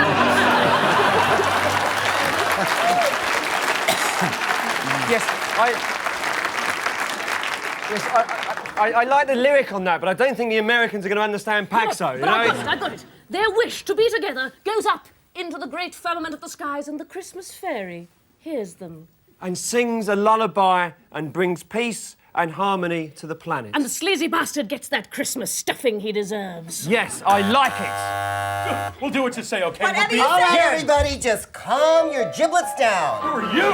Who's this fairy? I'm the Christmas fairy. I'm the anorexic Santa Claus. Ding dong, ding dong. Ding dong, ding dong. Christmas time is here again. Let's all boys and girls just go for a swim. That sleazy bastard will get it in the end. It's Christmas. All the boys and girls are lying asleep. They don't know that Santa's brought sheep. They won't get anything. It's a jip. It's Christmas. Oh, what I'd like for Christmas. Yes? It's a wish so very dear. I'll grant it. I'd like my swimming pool back again. It's here. It's here. It's here. Your swimming pool is here. Anything you want for you, not you, my dear. It's Christmas.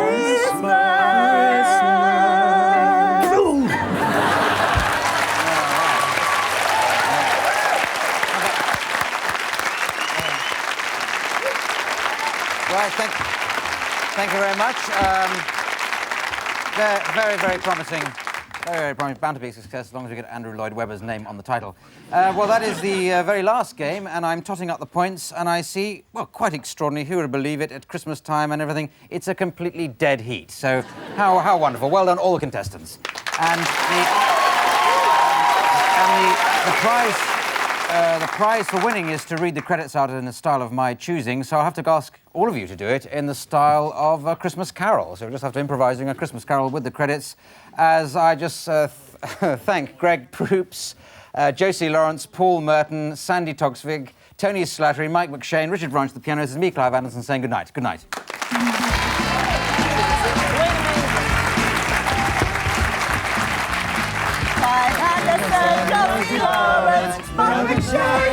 Richard Branch, Gina Cameron, Sam Boston, with the night and Dylan Branch, costume designer, has a thousand different team, Jenny Digger, Debbie Hellman, Raven Ryan, Chris Paul, Dan Patterson, Dan Patterson, Dan Patterson, Dan Patterson, Dan Patterson, give us some money!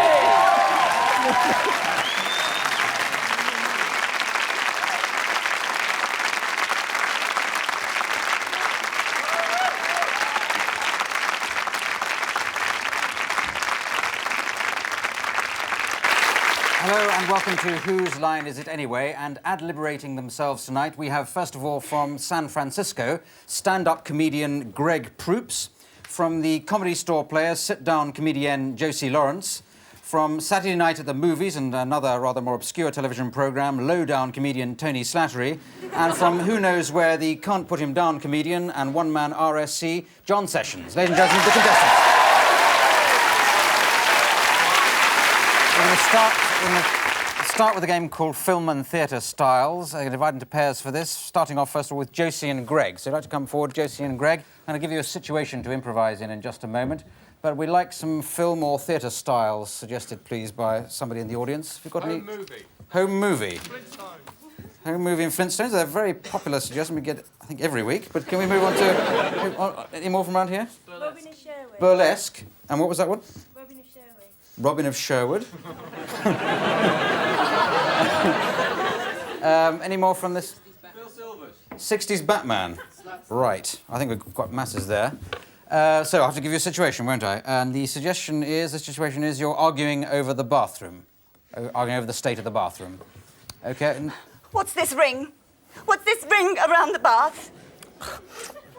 This hair was on my toothbrush. It's one of yours. Yes, but a little more curly. But...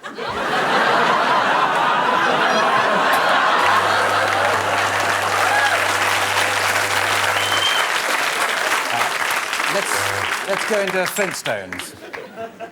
Because I want to bathe Pebbles now, and the bathroom's just too dirty, Oh, Frank. keep your bone in your hair. I'll get the ring on. I've been fighting Tyrannosauruses all day, even though they died millions of years before this show takes place. Well, I want it clean right now. Oh, I guess you think you married Mr. Clean Dinosaur Tony Rock, reference to the Middle Ages head. Yes. Robin of Sherwood. Oh, Big John, Little John, Little John, where is Friar Tuck? He must have been the one that left all this mess. Why, look at the toothpaste. It has been squeezed and eaten. You've never called me Little John before. Home movie. Oh, this is us in the bar. Uncle, the us in the bathroom. It's all dirty. Us in the It's all bathroom. He's dirty. over there. It's Dancing. dirty. Don't. You naughty. Don't. Naughty boy. Naughty. I'll clean it. I'll clean it. Okay.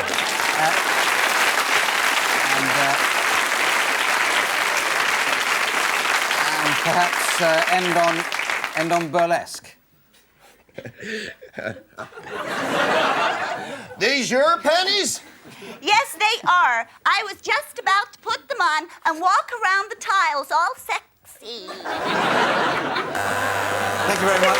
You know what burlesque was.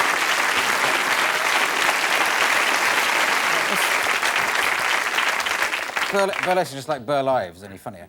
Anyway, right, I say 9 points each for you there on that one. And we move along to John and Tony, if you step forward. So we need a few more suggestions, please, of... Farce, okay. 1960s Michael Caine film. 1960s Michael Caine. Shakespeare, right. Shakespeare. James Bond. Children's television James Bond. I think that'll have to be a combined one, I think. Bearded Collie. Bearded Collie.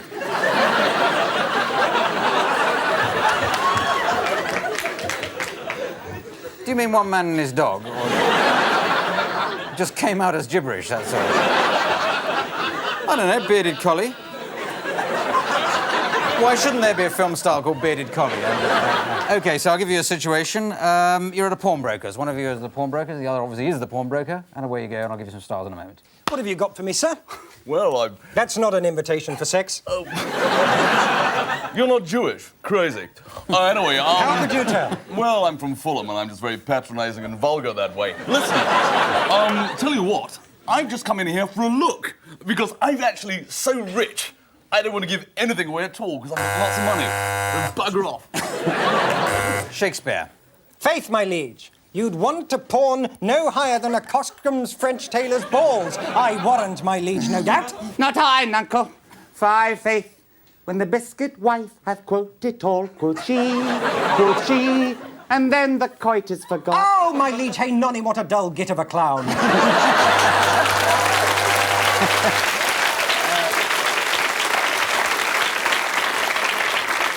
1960s Michael Caine. You're out again, Jack.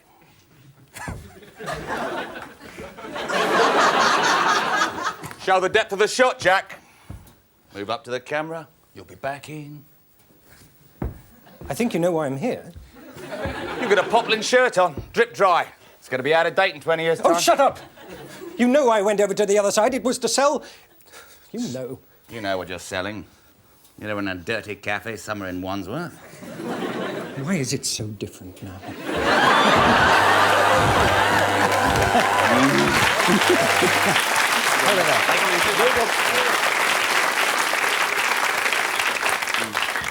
Bearded collie. Hello, I'm Bearded Colin. I'm Bearded Collie. My real name's Colin, but I've got a beard and I think Cole's a bit boring. And this is me Collie. Collie with his collie.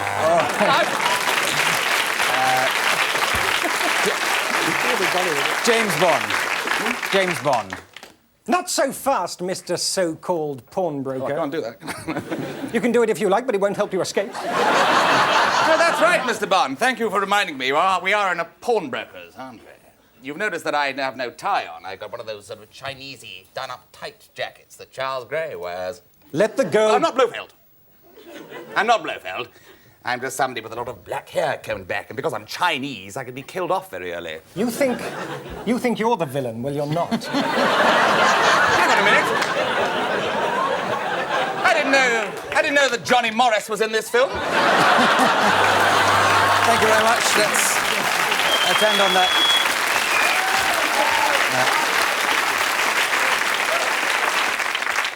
We'll end on that high note of intelligent comedy. 3 points each. Now we come to a round called Song Styles. This features Josie, with the assistance of Richard Vranch of the Comedy Store Players. In fact, he's the Comedy Store piano player. And so has anyone got an object that they can suggest? An everyday, ordinary object? Fish slice. A fish slice. OK, a fish slice. But you've got to also suggest, please, a style for Josie to sing about a fish slice in. Love song. A love song. A little bit more specific than that. Hip-hop. Sorry? I don't even know. A ballady love song? Will you settle for that? Acid Oh, all right. A love song, but in a ballad form. That'll be fine. About a fish slice, Josie.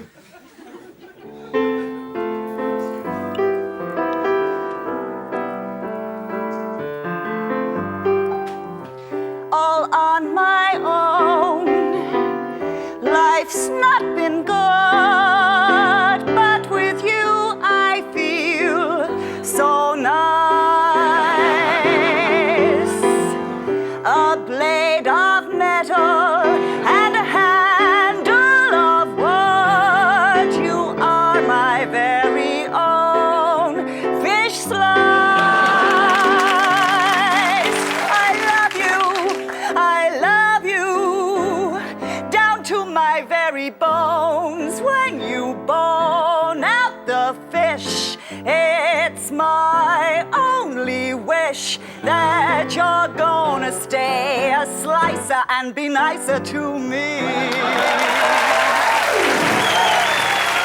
done, Josie.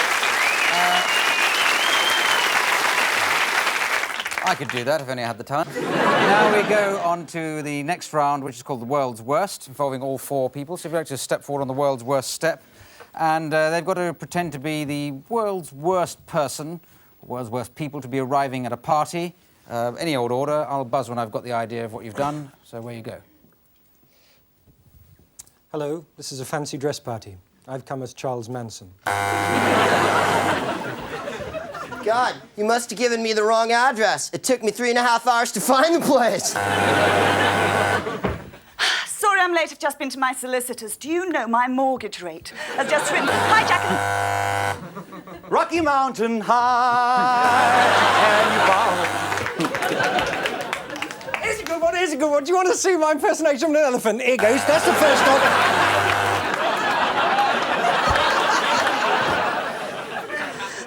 Shut up, everybody! How can you be enjoying yourself when there's a hole in the ozone? Hey, I think I ran over your German Shepherd outside. Red and white check tablecloths. Peanuts. Common, I think. And now here's a funny party trick. Who's got a lighter? Here.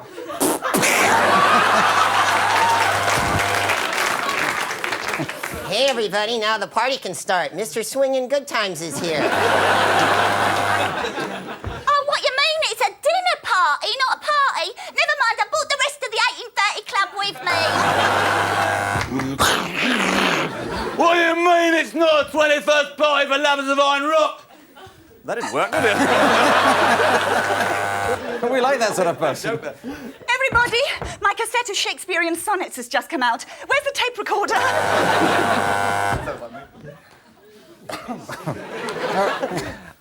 I just gathered you all here to say that because of me, you've all got gonorrhea! Okay, thank you very much. Let's end it there. That's a fine selection.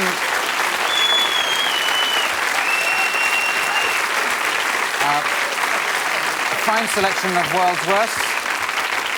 While I work out the points for that round, we have a break, so make yourself a cup of tea or sit around being sold things. See you after the break. Bye.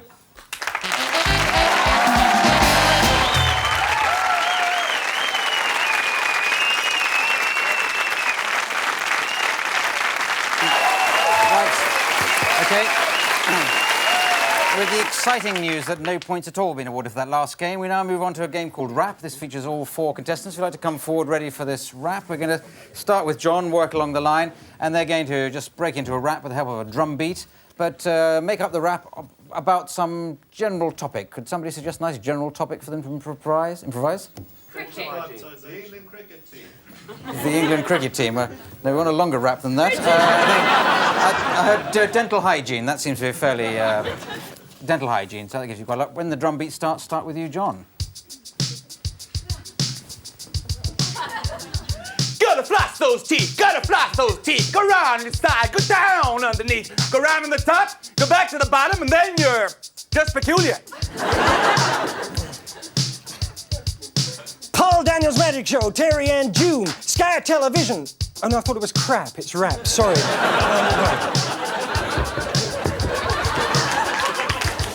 I love dentists. I love them every day. I love them in lots of special ways. I love my hygienist. He is great. I want him to have my baby. I want him to be my mate. Hey!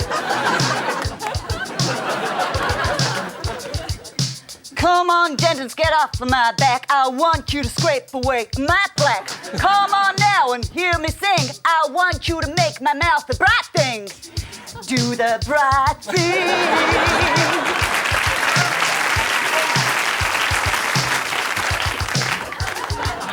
Yo, I'm your dentist, I'm Dr. Gain. I'm here to cause you a massive amount of pain. Sit down in the chair, I'll pull on your hair and drill right down to your underwear. Thank you. A very good... That's it. A very good rap there. Yeah. That's definitely the best rap we've done this series, so let's give it 49 points each. Very good. I think with the bonus points to Josie and Greg there for remembering the form. Extra 9 points. So now we come to a game called Party Quirks. This features the not inconsiderable talents of Tony Slattery pretending to be the host of a party. All the others will be the guests at a party, being allocated a particular type of quirk or tray. These have been suggested by members of the studio audience. So, Tony, if you'd like to come down and start improvising a party, the others go over there ready to come in as I ring the doorbell. Idea is for Tony to guess what these quirks or trays are.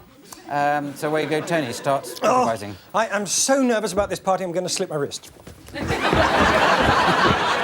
Only joking, that's the extent of my nerves. That'll be the first guest. Hello, Greg. Hello, Hi. Tony. Hi. Wonderful to see you. Thank you. I brought some 3-in-1 oil. I hope you enjoy it. Well, let's go upstairs to the bedroom then. Ha ha ha ha. Ha ha ha ha ha ha ha ha. Oh, that nervous tick's not getting any better, is it? No, it certainly isn't. No. God, you're Mr. Personality. Go and have some food or something, or some drinks. Oh, your CD player's broken. Here, I'll fix it. What did you do? Just a little trick I learned in school. Ha ha ha ha ha. Oh, what a charming smile. Hello, Josie, how are you? Hello, Tony. Hey, say, you don't need these alcoholic drinks to get high. All you have to do is think nice thoughts and you can be up there. Up where? Up anything you like. I didn't mean it like that. Oh, it's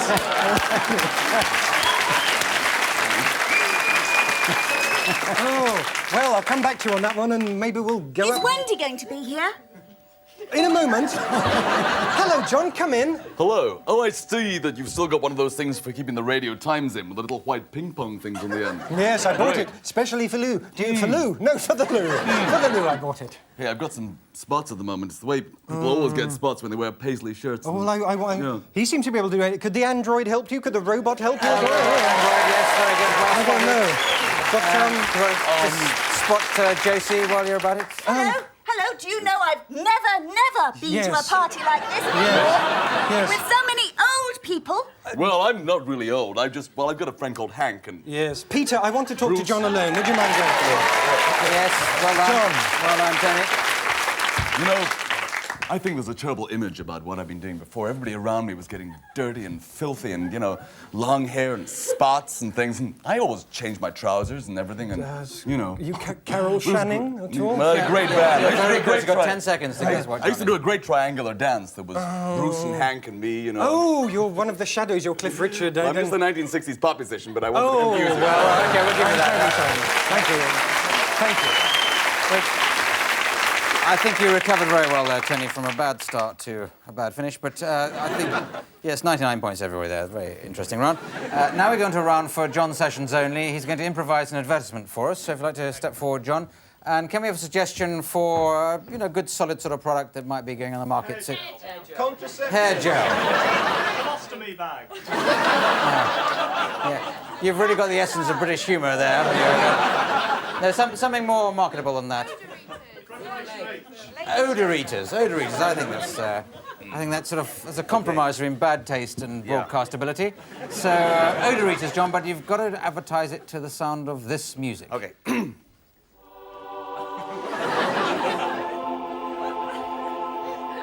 Hello, Wilkinson. Is this your first time in church? Yes, it is, Father. Oh, it's that sort of music. Do you know what it is to be a Catholic boy? I don't know. The new film by Pat O'Connor, Kill. All about a young lad who wants to have clean feet, starring an old guy with stubble. You want clean feet in this part of Ireland? You go back to the devil. You have clean feet in that part of Ireland. You go to hell. What am I going to do, Father? I got to do something with my feet. Chop them off. It's the best thing, unless you use Odour Eaters, starring John Lynch and Helen Mirren as the feet. Right. Very, very good, John, and 1 1/4 points to you for that. And we now go on to a round featuring everybody apart from John Sessions, and it's called American Musical. And the idea of that is that they'll be making up a musical based on the life of somebody here in the studio audience. So I'm going to go and find that somebody and find 3 things about them we can make into a musical. Let me come along here to this gentleman here in the jumper. What's your name, please? Charlie Thompson. I'm Charlie Thompson, right? I'll just call you And now I want something nice happened to you in the last week. You got your name? Or the last 20 years. I mean, we've got all night. I don't know. I went to see a film. You went to see a film. That's very good. See a film. Now, something you dislike that's ever happened to you. Dislike whatever happened to me.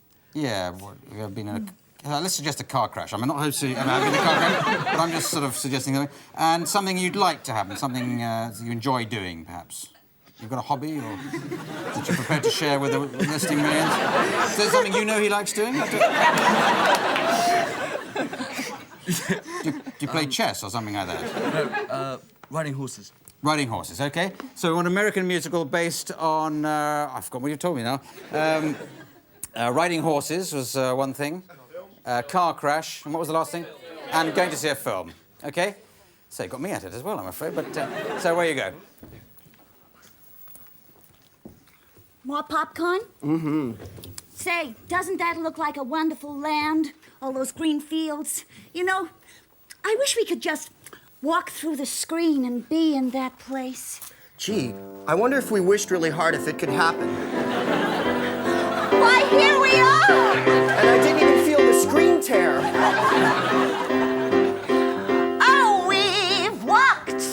through the screen. Is it happening or is it a dream?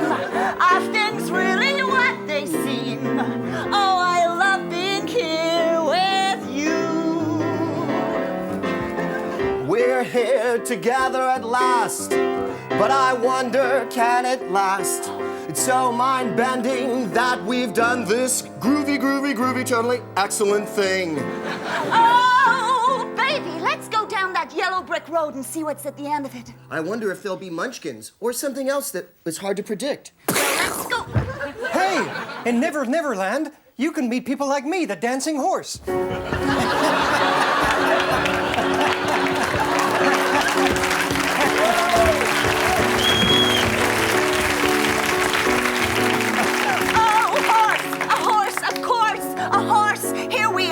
On the inside of the screen, can I go for a ride? Horse It's you my can, dream. because I am the horse of your dreams. Horse of my dreams. Do you want to know why? Why? Because of this!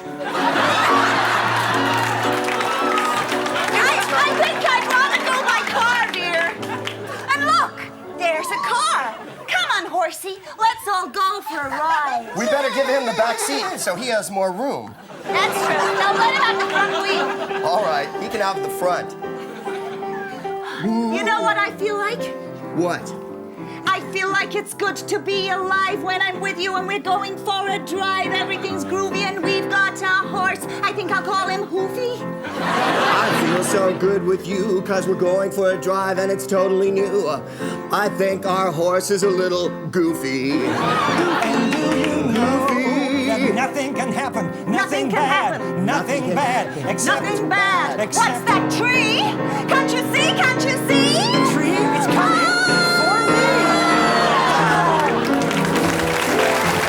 Thank you very much. Very good. Yes. All right.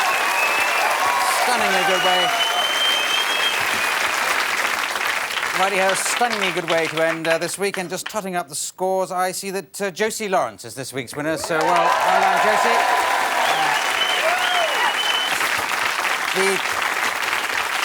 The prize for winning, Josie, is to read the credits out in the style of my choosing. I'd like you to do it in the style of a school mom, Josie. So it just remains for me to thank Greg Proops, Josie Lawrence, Tony Slattery, John Sessions and Richard Vranch. This is me, Clive Anderson, saying good night. Good night. The following people have failed to pass their A-levels. Dan Patterson, Mark Leveson, Clive Anderson, John Sessions, Josie Lawrence, Greg Proops, Tony Slattery, Richard Vranch, Philip Boat, Del Randall, Roy Easton, Richard Churchill, Martin Coates, Michaela Pullen, Stephen Benelak, Ivan Douglas, Hilary Groves, Joe Thompson, Ivana Revere, Kathy Cosgrove, Darcy Philpott, Nuala Allen Buckley, Christine Moses, Jane Bigger, yes, and I'm only 16, Carrie Fletcher, Johnny Hackman, Pip Gardner, Graham Story, Chris Bolt, Denise O'Donnell, Dan Patterson, all see me after class. Thank you.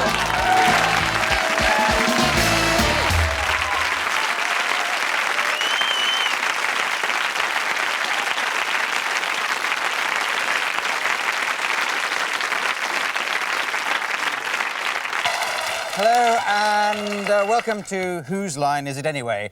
And displaying another extensive rash of on-the-spot improvisation, we have tonight the all-singing, all-dancing, all-conquering Josie Lawrence, then the all-round, all-knowing, all-American Greg Proops, then the all-new, all-star Jim Sweeney, and finally the all-time, all-wicked, all-over-the-place Tony Slattery. Ladies and gentlemen, the contestant. Right, well now.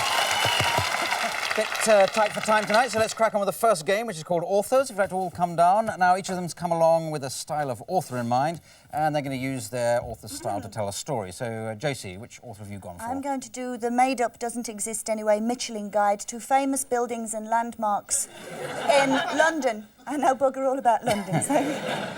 Well, there you are, Michelin Guide. Greg? Jack Kerouac, the king of the American beat writers. Oh, right, yes, on the road, all stuff like that. Okay, Jim? Tolkien. Tolkien, yes, you're talking. Yes, very good. And, Tony? My Little Pony. Yes. Yes, a very, very prolific author, I think, My Little Tony. My Little Pony, sorry, what I said. My Little Tony is completely different. And not so little, I shouldn't wonder. Now, let's have a... Can you make up a title of a story for them to tell in these authors' styles? How I killed my fairy godmother. Right. Almost came into a confession there, I think. But How I Killed My Fairy Godmother. So I'll buzz when we've got the idea of your part of the story. Away you go, Josie. I followed my fairy grandmother one day. I hated her guts. She walked across the famous zebra crossing in Abbey Road, well known for being painted by Michelangelo in 1615. And then... London was cold and foggy, but it was cool because I was in San Francisco. I was tripping down the streets. I pulled a reefer out of my pocket the size of a huge black drummer's leg. Lit it up. Easy. Gandalf took the reefer in one and smoked it. Suddenly his voice went all high. So, Frodo, what do you make of this? Frodo was impressed, and a shadow fell upon his face and a chill entered his heart. At that very moment, thousands of people suddenly swarmed on them. They were orcs, and some were ringrats. Some were ringrats, but suddenly they turned into gaily, brightly coloured little ponies. Why is everything so garishly coloured? It's because we all take methyl dexamphetamine sulfate. The little ponies were making a nice little trip to Big Ben. So called because the first politician ever was big and called Benjamin. The little ponies were crazy cats, man. Little horses with legs that moved to and fro. You couldn't even tell how much, man. They were wild. I saw my fairy godmother there. I broke a wine bottle over her head. She was well cheesed off. At that moment, riding on Pixie Licks was Strider, Aragorn, son of Arathorn, known to the hobbits as Big Toolkit with halitosis. Known to the little ponies as Big Pony. I bet you know that. Thank you, that'll do. Thank you. Oh dear. Right. Well, I think I'll give you 5 points each. A deduction of 9, though, for too many references to drugs. So let's move on. Let's move on to a game called Alphabet, and this is going to feature Jim and Greg. So Jim and Greg, if you'd like to come down.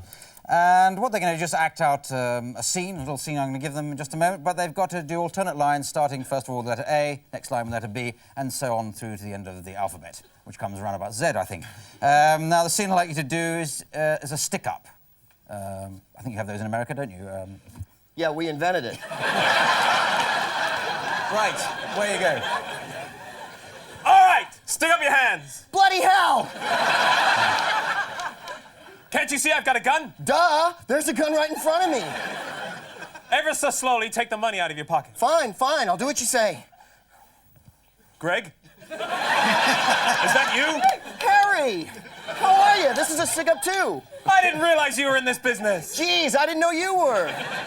Kindly put the gun down, huh? Oh, low problem. I'll just stick it right in there. My mother sends her best. No, not your mom. How is your dad? Old? Very old. Pa, dear old Pa. Old Pa. Queer fella, isn't he? Yeah. Really, really, really, really queer. So, how have you been? Oh. Terrific. Unusually good, you're looking. Oh, very nice of you to say so. Well, I can't stay around. Yes, I know. You have to go, because you have to go over and see the musical instruments. Xanadu was a really bad film, wasn't it? Okay, thank you very much. Yes. That's it. Pop out. Which one did I... There's 17 points there. There's just a bit of misorder in the alphabet just towards the end there, I'm afraid, Greg, but so I'll dock you 9 million. Now we go on to a game called Song Style. This features Josie Lawrence. If you'd like to come forward, and Josie's going to make up a song on the spot with the help of Richard Vranch on the piano or guitar, whatever takes his fancy. But it's got to be about something you might find in your bath, which Josie can make up. Or duck or loofah there. Let's go for rubber duck because of the easier rhyme scheme. And what rhymes with loofah? So rubber duck and a style for a style of singing. Calypso. I don't believe we've had Calypso, and I don't know if you can do it or not, but away you go, Calypso. Can you do that? I'll try for you, Clive. No, just do the song. Going to have it on the organ, apparently. Where else? Electric Calypso! Woo, woo, woo, woo! Come on, everybody, we're going to have a laugh. Come on, everybody, come share with me a bath. Oh, oh, we'll be in luck when we bouncing and a splashing with a rubber duck. Oh, when we bouncing and a splashing with a rubber duck. Oh, rub me loofah on me back. See me rubber duck going quack, quack, quack. Oh, oh, oh, get rid of the muck. There's so much you can do with a rubber duck. Excellent, excellent. Yeah, yeah. Excellent, excellent, Jesse, very good. Oh, dear. And 3 points for that. So now we move on to another game, and this one's called Props. This features all four of them. They break into two groups of two. Josie and Greg. Josie and Greg, you...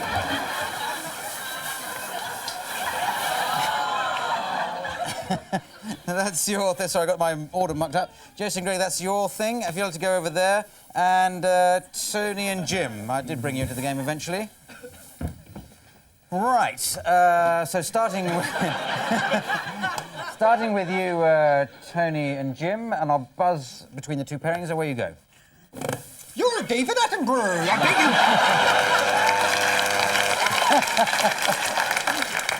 Hello! Hey, and welcome to Canny Scotland! It doesn't look as natural as the other one. That's no. Hello, little boy. I know where you can buy really crap hamburgers. Oh, dear, well, true. OK, number one, German destroyer, 25 yards. I don't care. I think the quarterback likes me better, Joe. A cheaper liquid could clean all these flats, but with this, you can clean even more. Yeah, I'm a YTS mop handle.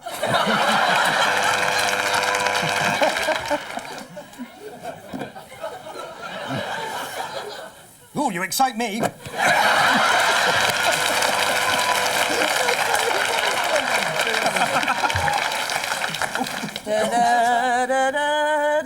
Zimbula dida. OK, let's end there. Thank you very much. Thank you. Excellent. We'll finish now. Thank you. Thank you. Very good. Excellent. Now so I'll give 14 points extra to Tony for old time's sake. Now let's do a game. And what an old time. Now let's do a game called Gospel. This features all four contestants again. So if you'd like to step forward in your gospel order, Greg, Jim, Tony, Josie, be assisted here by Richard Franch at the piano, and they can make up a gospel on the spot and on the subject of somebody's hobby here. So can somebody yell out a hobby that they like to have? Cake decorating, I like that. I mean, obviously I like doing it, but is it you to start, Greg? I should think it probably is. So away you go, Greg.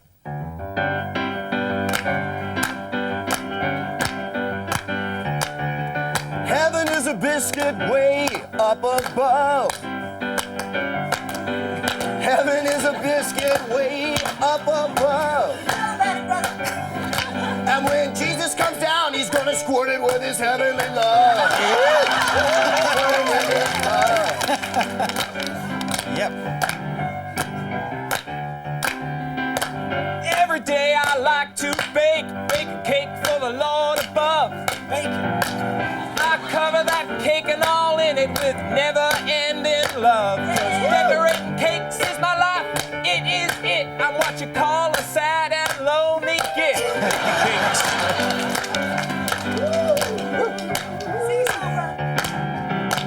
Well, I like cakes, you know, I find them enticing. I like to take my clothes off and cover my body with icing. I do it because, you know, woo, I can, wow, take my body down with marzipan.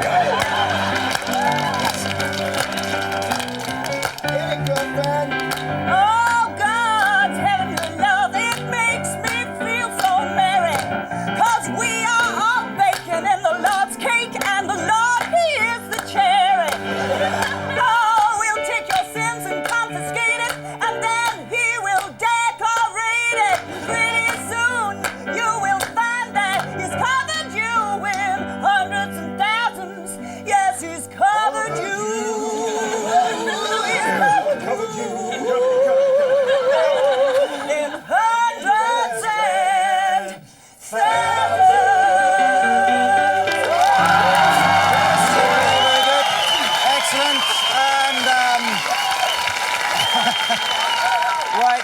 we can't follow that with anything but people trying to sell you things. See you after the break. Bye.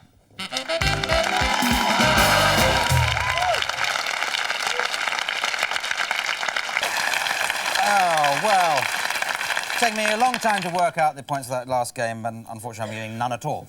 But welcome back as we play a game called Helping Hand. I think it's called that. Now, what we're going to have is Jim and Josie acting. So, I'd like to come down and act. But instead of acting with their own hands, Tony is going to be providing the hands for Jim. Thank so, God for that. So can you insert your hands into the right place? And Greg, you'll be providing the hands for Josie. OK. Anyways, the scene I'd like to act out is one of you is complaining to the other about the decorations. The other is a decorator, and you're complaining about the work that's been done. OK? Look at this! Look at that! What's that supposed to be over there? That wasn't the wallpaper I chose, and it's making my head itch! You don't like the wallpaper? No, I don't! I don't like the wallpaper! Look at that over there! What's that supposed to be? Well, what do you want me to do about the wallpaper? You want a different shade? Don't you wag your finger at me! I'll wag my finger where I want. Thank you very much. Look, I paid you to do this. I gave you a cheque. I distinctly... Oh, yes, you gave me a cheque, but the cheque bounced, didn't it? Bounced all the way out the bank. How dare you say the cheque bounced? You painted my fireplace in lime green, and I didn't... Ah, well, yes, lime green first, then puce, then black, then indigo. I thought it looked nice. But I wanted white and magnolia. I think they're very calming colours. Oh, white and magnolia. Oh, sorry. Did you burp? It's my lunch. It's repeating on me. Rude. I'll hit you. Don't get aggressive with me. Don't get aggressive with me. I will. I know Tai Chi. Thank you. Very good, yes. OK, 5 points each with a bonus of 95 million, because I think I'm trying to make Tony Slattery win. OK, so let's move on to another game, which is called Party Quirks, which features the very exciting Tony Slattery as the host of the party. All the others are guests arriving at the party. If they look at the envelopes, they're looking at the envelopes in front of them, they'll find a strange quirk or way of behaving as allocated by members of the studio audience. And by their improvising, the guests will have to convey what's written on those cards to Tony Slattery, who will guess them, unless he plays his game as normal and doesn't guess them. But anyway, the guests will come in as I make the doorbell noise. Tony, have you got the party going? Yes, yes, it's lovely. It's a theme party. It's come as a Torval and Dean routine. Yes. No. Very good. Was that Torval or was that Dean? Anyway, let's get the first guest arriving. Hello, come Goodbye, on. do pop round again. Sorry, hello. How you doing? I'm fine, thank you. Are you sure you don't want the mental hospital? No, just pop round for the funeral. Well, I can kill someone. Party, sorry, yes, party. yes, Oh, peanuts, great. I could drink them for hours. Eat them for hours. Yes. Lovely. Absolutely. Wow. Should be a wild old time we're going to have tonight? Not with you here, no. I think you'll find. Oh, hang on a sec. Hello, Josie, come on in. Hi, I think I've got my invitation somewhere. Oh, yes, there it is. I didn't invite that sort of strippergram. No. Is Wally going to be here? Because somebody said that Wally be here. Let me just get my diary. Tony! Oh, Skippy, you old trout. Skippy, yes, that's a good one, yes, right. Hello, how are things with you? Fine, absolutely perfect. Just figuring to get the top off the bottle and then into the glass. That's how it goes, isn't it? Whoops, I just can't get the hang of it. Oh, dear me, you're accident prone. Not quite accident prone. No, I'm terribly sorry. Greg, come in. I have a doorbell just like that. I had to put it in so totally bitchin'. What a great coach at Kill King Edward. That's cool. Hey, how you doing there? Nice to see you. Hi. The drinks look great drinks at the bar. They are, thank you very much. Yeah. Yes. You don't mind if I pour myself one? No, right? pour yourself a drink, quickly. What a great carpet. Where did you get that carpet? Oh. You know where I got this suit? I got it at Coles and Covent Garden. It's so totally bitchin' there. You know, they're so nice to me in every way. Oh, God. Thank God. God, yeah. I was just talking to God the other day. You know, it's so funny. On the way over on the tube, have you met the inveterate bullshitter? Inveterate bullshitter, compulsive talker, we say in polite language. Yes, one last guest. One last guest on Jim. I could drink these peanuts till the sheep come back. Sorry, the cows come home. You're a man who makes no sense. Well, no, not exactly like that. Ask me a question, any question at all. How old are you? 72. You're a Sorry, liar. no, 35. Liar, yes, a compulsive... Compulsive liar. Yes, gets everything wrong, Yes, sorry, I was mixing up two guests there. But anyway, jolly good, yes, and I think we'll give 95 points to the guests and 1 point each to Tony. Now we come to a game called Expert Translation. This is going to feature Josie and Jim. So if Josie would like to come down, she's going to explain something about a foreign country, and Jim's going to translate it. So can you think of a nice faraway country you'd like this to be set in? Albania, I heard that's a very good one. Albania. Now, which aspect of Albanian life would you like explaining? The sheep. The sheep? The sheep? Do a sheep, then, if you could, so you can explain sheep in Albanian, which I know you're fluent in, Josie. And to help us out, since most of us aren't fluent in Albanian, Jim Senior will translate for us. So away you go. Yo, everybody, let's talk sheep. Sheeps come in lots of different sizes. Little, middle, and big. I like stroking the big ones. Yeah, get down and boogie with a man.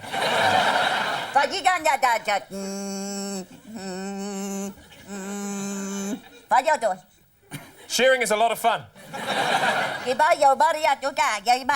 I often shear my entire body.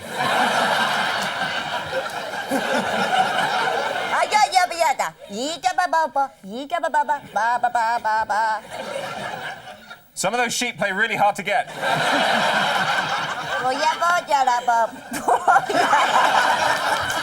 I think that speaks for itself. Thank you very much. That's a good word of advice, I think, yes. Yes. And using the Albanian scoring system, you get Nurki. Right, let's move on to a game called Psychiatrist. This is going to feature Josie Lawrence as a singing psychiatrist. If you'd like to get set up there, Josie, with your stool and one for your patients. Yes, and what's going to happen is each patient's going to come on and he's going to sing his symptoms to Josie, and Josie's going to sing back a cure or some sort of advice, OK? So I think we're going to start with... Oh, I've forgotten who's up. Yes, Greg. So Greg is going to start first. So can you think of something for him? Maybe he thinks he's something. Something's... An Eskimo. An Eskimo. That's, you think you're an Eskimo. I think that's good. But I really do think I'm an Eskimo. Yeah. OK, so Eskimo, away you go. Tell me about your problem. I will. Up in the frozen north, there's a lot of schlubbers. All day long I spend my time just eating blubber. When I ride the bus each day, everyone looks at me funny, 'cause I'm wearing mucklucks and my nose is always runny. This problem always goes back to your mama. Mama? She never kissed you, she only rubbed your nose. And when you were small, although it was hot, she always wrapped you up in furry clothes. So this is what I need for you to do. Tell me. Don't ever live in an igloo. Right, very good, very good. Now, OK, now... Excellent, excellent. 59 points there. Now, what we need for Jim is something he's scared of. Hats. Scared of hats? Hats. Yes. A fairly common condition, I'd have thought. But there it is. You're scared of hats, Jim. Where you go? Tell me about your problem then, boy. All right, then, Governor, I will. Well, I'll tell you this and I'll tell you that. I'm very, very scared of a very big hat. I'm scared of a hat. I'm scared of a hat, is me. Been scared since I was a little boy. It's even worse now. Oh, joy, oh, joy. I hate those hats. They scare the life out of me. This is a quite big problem. Yes, it is so very big. It'll probably be with you until you're dead. I know why you hate hats so much. I know why it is true. It is because you've got a funny head. So this is what you need to do, my son, before you go. Never wear a chapeau.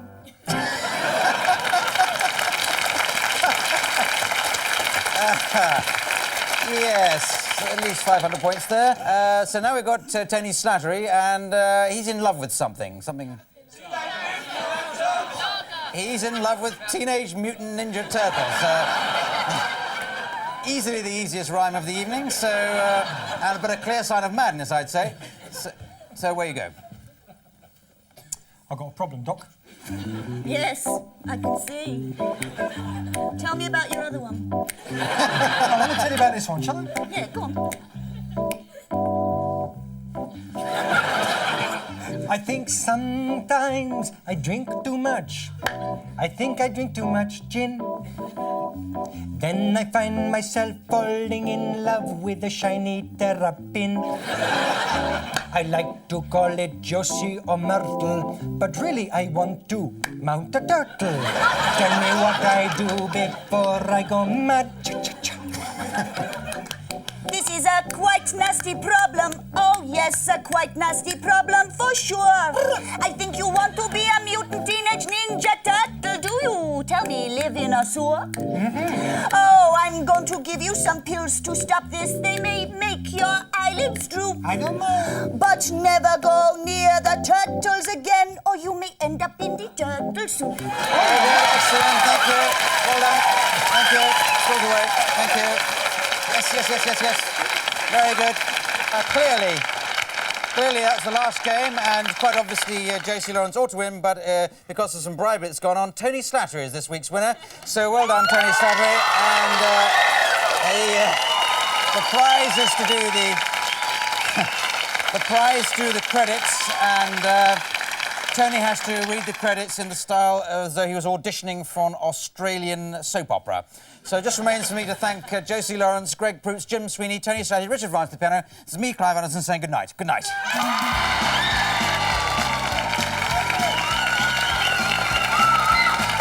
So I just stand here and say it, do I? OK, Bonzo. Anyway, improvised music by Richard Vance. That's a hell of a macho name there. Title squeak now. It's gone. Oh, sorry, I didn't mean to say that. Never mind. Videotape Michaela Paulick. She's a spunky kind of girl, let me tell you. Oh, no, for God's sake, the farmhouse is on fire. Did I do that all right? Researcher Maria Britton, production assistant Nikki Cockcroft. Get off my leg, bouncer. Oh, what do you know the name is? Director Chris Bowl, executive producer Dan Patterson. Had him quite a few times, let me tell you.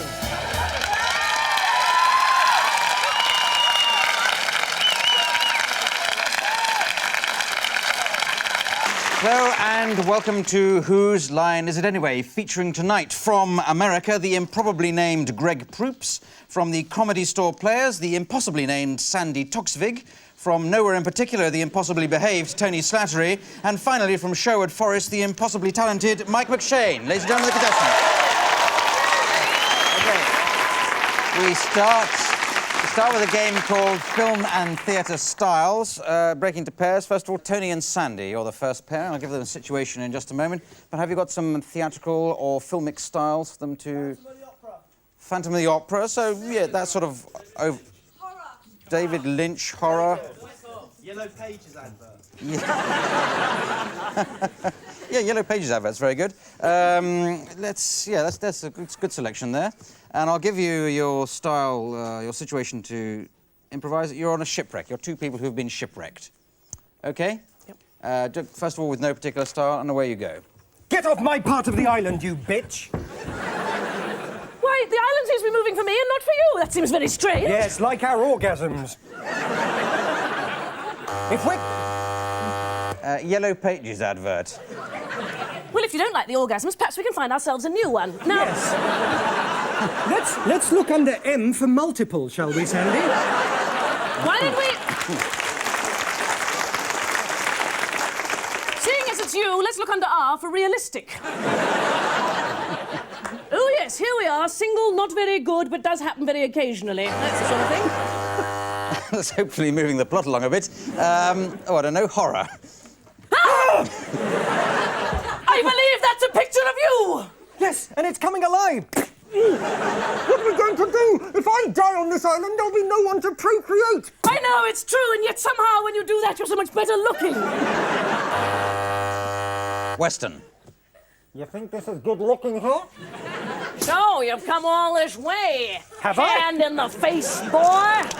Hand in the face, boy. What about you, woman of restricted birth type, woman height person? This island is getting to my sense of linguistics. We're just gonna have to... Sorry to interrupt this gibberish, but try a whodunit to end with. So... Who did it? You're pregnant? I don't know. There was an orgasm. It was some time ago, but it certainly wasn't you. Now, let's think this through carefully. Who was there? There was a candlestick and a butler. Yes, I see. Yes, that's in there. Thank you very much. You can't compete with that. Well, anyhow. I don't know. I'll give you 26 each. It would have been more if you'd ever mentioned a shipwreck. Let's do Mike and Greg now. So we need some more styles for them. American commercial. American commercial. Do they have commercials in America? Woody Allen. Blue movie. Woody Allen, yes. Go on. Restoration comedy. Okay, washing powder commentary, yes. How about French? Let's bring a French one as well. I don't know if you do French, but let's try that. Your situation is a driving test. Hi. Hi, come on in. Thanks. Is this the door? This is the door. Okay. Handle, right. Remember, use the mnemonic die. Handle for happy. Handle for happy. Seat for sit. Okay. Clunk, close. Exactly. Belt for bottom. Belt for bottom. Oh, that's fun. All right. Now, you have the key. Okay, let's go into an American sitcom. The key? Humana, humana. I think I left it out there inside the watermelon, unlikely as it may seem. You dopey gaff. We're the two kookiest buddies that ever lived. Oops. I dropped the watermelon. Don't slip when you pick it up. Whoa. Okay, let's do... Say, let's go visit that black family with the big sweaters. Let's do a restoration comedy. Restoration. The black family? I happen to like their sweaters. Crookshank, I would like those sweaters so much, would that? Yes. You are a silly daft bugger. Now, into this vehicle. Let me mount the car, shall I? Right through the window. We shall drive to Lady Throckmorton's, and there shall have such a time of her that you will enjoy yourself longly. Let's switch into a French film. Vrem, Vrem, vrem, vrem, vrem. Vrem, vrem, vrem, vrem. Merde! Et si vous écoutez votre traduction, C'est dans votre confident. Si ça a été compté. Oh, God, not so. Well, let's end there then. Oh, dear. For that Smith & Wesson, I think a 45 each. Now let's do a round called Props. They break into pairings for this again. Mike and Sandy, will you take this? That's your item. You have to come up... I think you'll find that's Mike's. I'm sure he'll share it with you. Now, Tony and Greg, that's your item. And we sort of oscillate between the two pairings as I buzz and get the idea, and the more things you do, the longer it'll take. So, away you go, Mike and Sandy. By the light of this large banana, may I declare my love for you. Hello, I won the Douglas Hurd lookalike competition.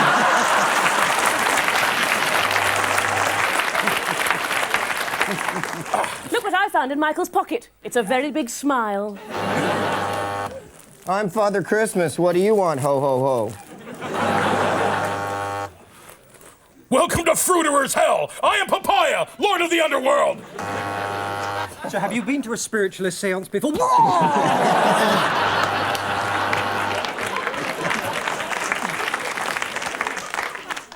Hello, I'm the jester, come to give you a jolly time. I'm an angel. I guess I just descended a little too quickly. I remember when I was in the Crimean War. Oh, so you're in a bad adaptation of Pickwick's Papers as well? I don't understand that, so we'll end there. Thank you very much. Thank you, that's it. All over.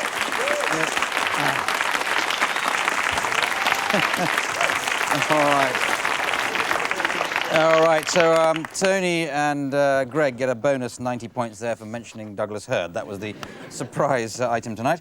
Now we go on to, what's the next game? It's called That'll Be Charlie Now. So this is Greg, Sandy and Mike, if you'd like to come down ready.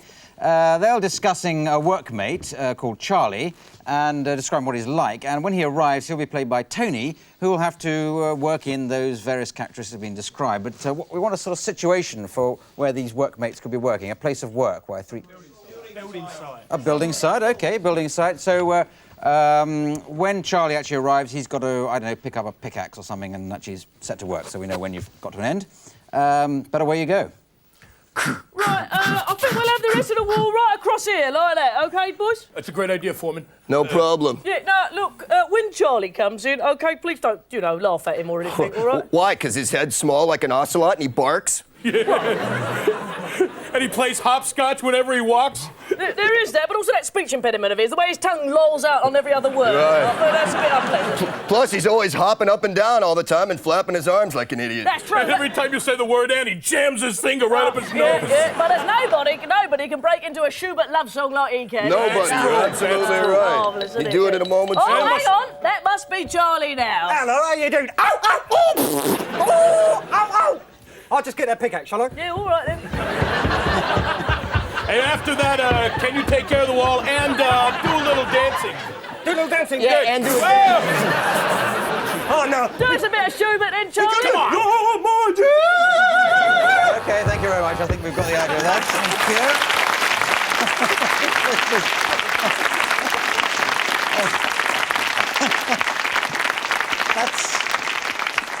That's the most bizarre game. I don't know who ever thought of that. Sad I can't give any points for it. Now we come to a game called Gospel. And what we're going to do here is the four contestants are going to make up a gospel on the spot. So you'd like to come forward. And with the help here of Richard Ranch at the piano.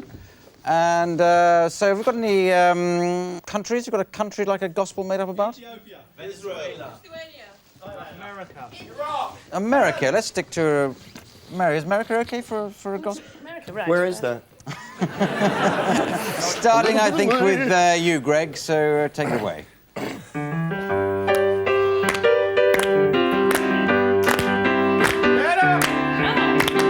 Heaven must be in the USA. I said heaven must be in the USA. 'Cause we got Ronald McDonald and we'll always keep it that way. I'd like to be in America, yeah. Everything is so big. I go down from Chile through the earth I dig. I wanna be a Yankee, but whoa, some things in America are really wanky.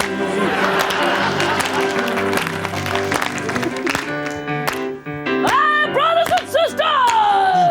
I have heard the voice of the Lord!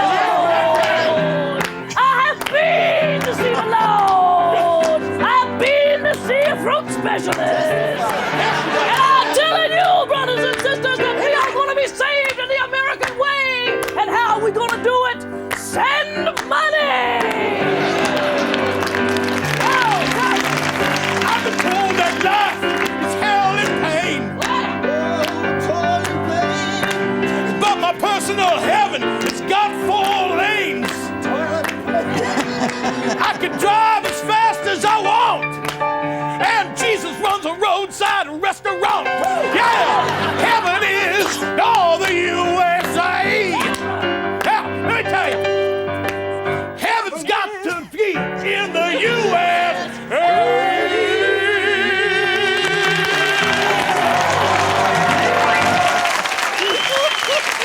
Okay, very good, very good, very good, very good.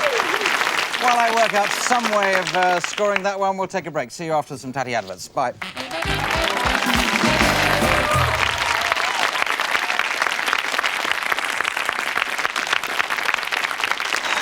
Welcome back with, I'm going to have to give 15 points over for that last game. Now we move on to a game called World's Worst. It's going to feature all 4 contestants. I'd like to come down to the world's worst step. And can you step forward as you think of good examples of the world's worst person to captain a submarine? OK, I'll buzz when I've got the idea. Away you go. I hope no one else has claustrophobia. Where are they? Where are my glasses? Come on, everyone, don't get depressed because we're 8,000 feet under. We're in the long, big, metal, pointy thing. We're going down the road. Well, it's not a problem, so you just pull down the periscope. You just pull...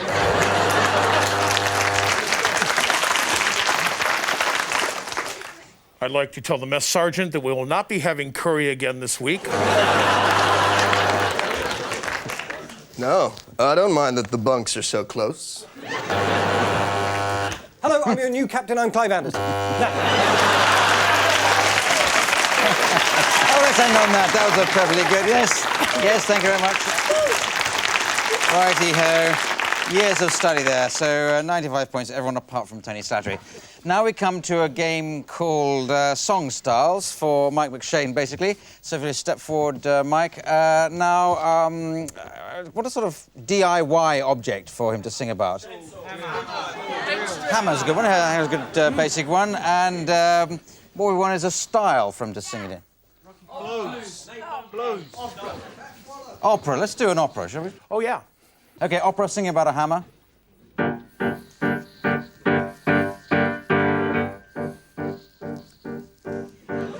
You think you are good with tools? I've got the jewels for tools. With this hammer named Irving, I will carve out a living and make a house for the gods. I will carve out of stone a roof so tall. I will carve out of stone a god's shopping mall. And after I am done, I'll carve out a career, since I have none, singing this song. I've gone on too long. Now I'll kill myself with a hammer. Very good. Yes. Very good, Mike. All right. 93 points for that. Now, what should we move on to? Yes, a 1-minute alphabet, this game is called, and it features Tony and Sandy. And they're going to do, sort of improvise a scene. And you're going to do it, though, by starting each sentence by the subsequent letter of the alphabet. So you start with A, B, so on, through like that. So can you do a chat-up, a scene, somebody chatting up somebody else? First sentence starting with A, with you, Sandy. Ah, hello. Bloody hell, you're gorgeous. Corey's not bad. Dearie me, funny legs. Ever thought of going to a proper tailor? Frankly, no. Good, because I quite like your suit. Hurrah! I was just passing and wondered if you'd like to go for a coffee. Joffy? Did you say Roland Joffy? Coffee! Only it's Turkish, they spell it with a K. Oh, lummy. My, you're a nice-looking boy. Naughty vixen. Oh, yes, I am. Pretty, too. Really?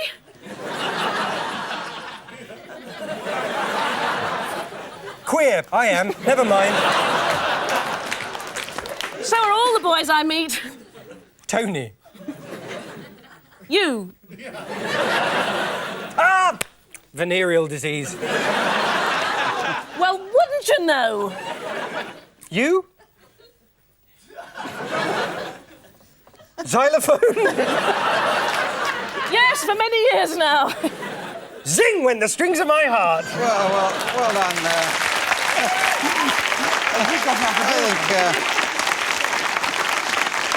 I think 25 points each for excitement and 2 extra points for Tony for knowing some of his alphabet. They're not in the right order. Now, right, let's move on to another game, Party Quirks. This is going to feature Sandy Toksvig as the host or hostess of a party. The others are guests of the party, but each of them is displaying some weird quirk of behaviour, which they are now learning from looking at the envelopes in front of them. And Sandy's got to guess what these are, just from the quality of their improvisation and their innate skill and intelligence. So if you can come in, you guests from the other side, coming in when I press my doorbell. So is the party ready to begin? Oh, it's all going to be so splendid. I know they're going to love the food. I've got it all nicely wrapped in cling film. That should really be tasty. Oh, exciting. Oh, my first guest. Hello, come in. Hello, bing bong when you hear the tone. It's 10 o'clock and it's time for a hit, and here I am. How you doing? You know, the traffic out on the M1's pretty tight right now, and right through downtown it's moving pretty slowly. Here, Oh, well, wow, I I'm see you've not got some Whitney Houston over here. This is going up with a rocket. Let me just fling some on for you right now. Do you want to unwrap the record first? I put everything in cling film. Well, that's all right. I like with the cling film on it. It makes it hot, hot, hot, hot, hot. I'll just go to the door. Why don't you go get the door? I think it's another Hello, guest. come in. Hello, I'm sorry I'm on my own. I would have brought Sabu, but he's having his hair done. Oh, no, that's fine. Have you met Tony? He's a disc jockey. Oh, Hi, hello. great to meet you. How's it Yes, going? jockey, yes, well done. Yes, you've been got. I'm Excellent. sorry, I hope your floorboards are very strong. Oh, what's the trouble? Oh, well, you know... Sorry, I was in a film once, sorry. Drinky? Pardon? Drinky? Yes, all right. Lovely. Would you like an olive? No, I'd prefer a bun. Oh, a bun. Right, there you are. Won't be a moment. Hi, how are you, dear? I'm Good to see fine, you. nice to see you. Mwah. And how are you? And what is that? I'm not entirely sure, but it's a bit of an animal. Ooh. Could you hose me down? I could. Shh. Thank you. Why don't you go and take the telephone? I believe it's a trunk call for you. Might be. Yes, all right, yes. A subtle guess there. So just go one more to get, Sandy. He's got a bit of a skin problem, but you know, there's directors and producers who are really ugly, but that doesn't bother me. No, I don't know what you're doing, but it could be an impersonation of Julian Clary. That's very close. Is it tap dancing twat? Step. Oh, I got to warm up for rehearsal. Oh, You're yes. a chorus boy. A chorus... Girl. Girl, that's it. Yes, absolutely.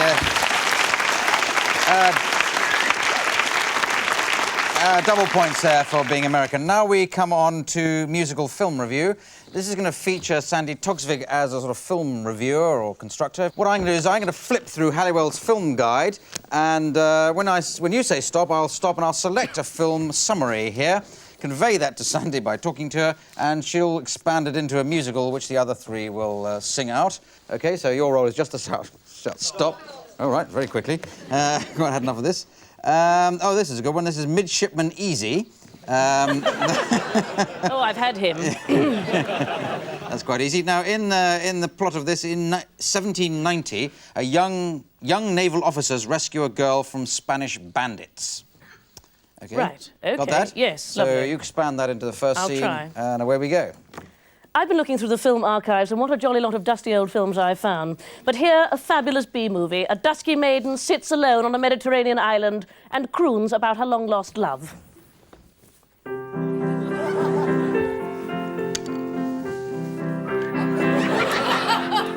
Sometimes I dream of a sailor.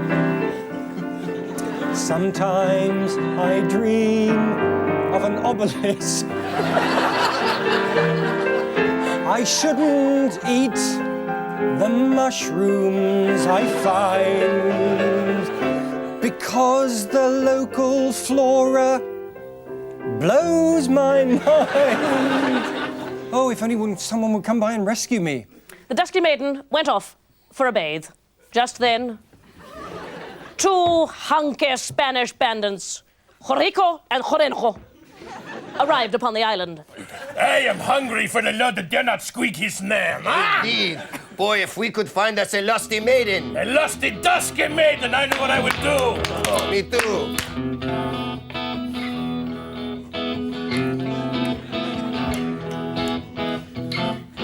I'm so horny, so very, very horny.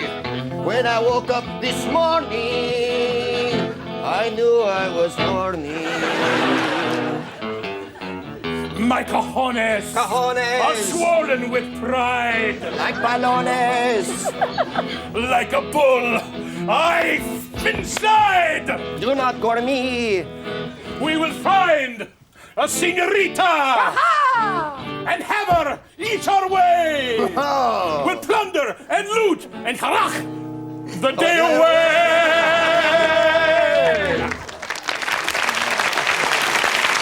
And they do. They harach the day away. They have their way with the poor girl. But then, 3 midshipmen arrive on a 1790 ship. Midshipman Easy, Midshipman I'll Be Lucky, and Midshipman There's Got to Be a First Time for Everyone. The 3 men rescue the girl and sing of their success in a traditional 1790s rock and roll number. Well, we rescue a maiden one more time. One more time. You did it all, baby. We rescued them from that Spanish swine. Ooh, Porco. Took her off the island this very day. Now let's take her downstairs and have our way. We're gonna go, go, go, go, go, go, go, Rover, over like my dog Rover, gonna work her up and down all over the town. When we're done with her, we'll rip off the fur, then we'll have a beer, and that'll concur. Let's go, go, go, go. Let's go.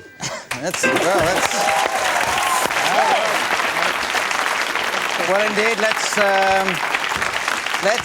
go, because that is the last game. And totting up the scores, I reveal to an excited world that Greg Proops is this week's winner. So well done, Greg. And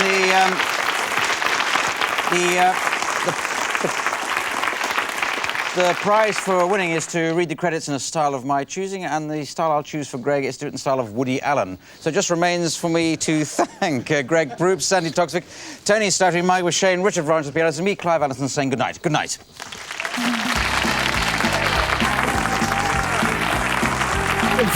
Excuse me, I'd like to interject a concept for a moment. Whose line is it anyway? Dan Patterson, he's a complete mess, and Sandy Toksvig, an anti-Semitic woman, if I've ever seen one in my life. Clive Hall, he makes these Nazi dishes, and it's very disturbing to me. And Tony Watts, it reminds me of, had a huge rash all over my body, and Tony was swabbing Nikki Cockcroft. That name is so Freudian. There's so much Cockcroft. And Chris Gould is an awful person. He smashed my wife with a gefilte fish, and I'm just...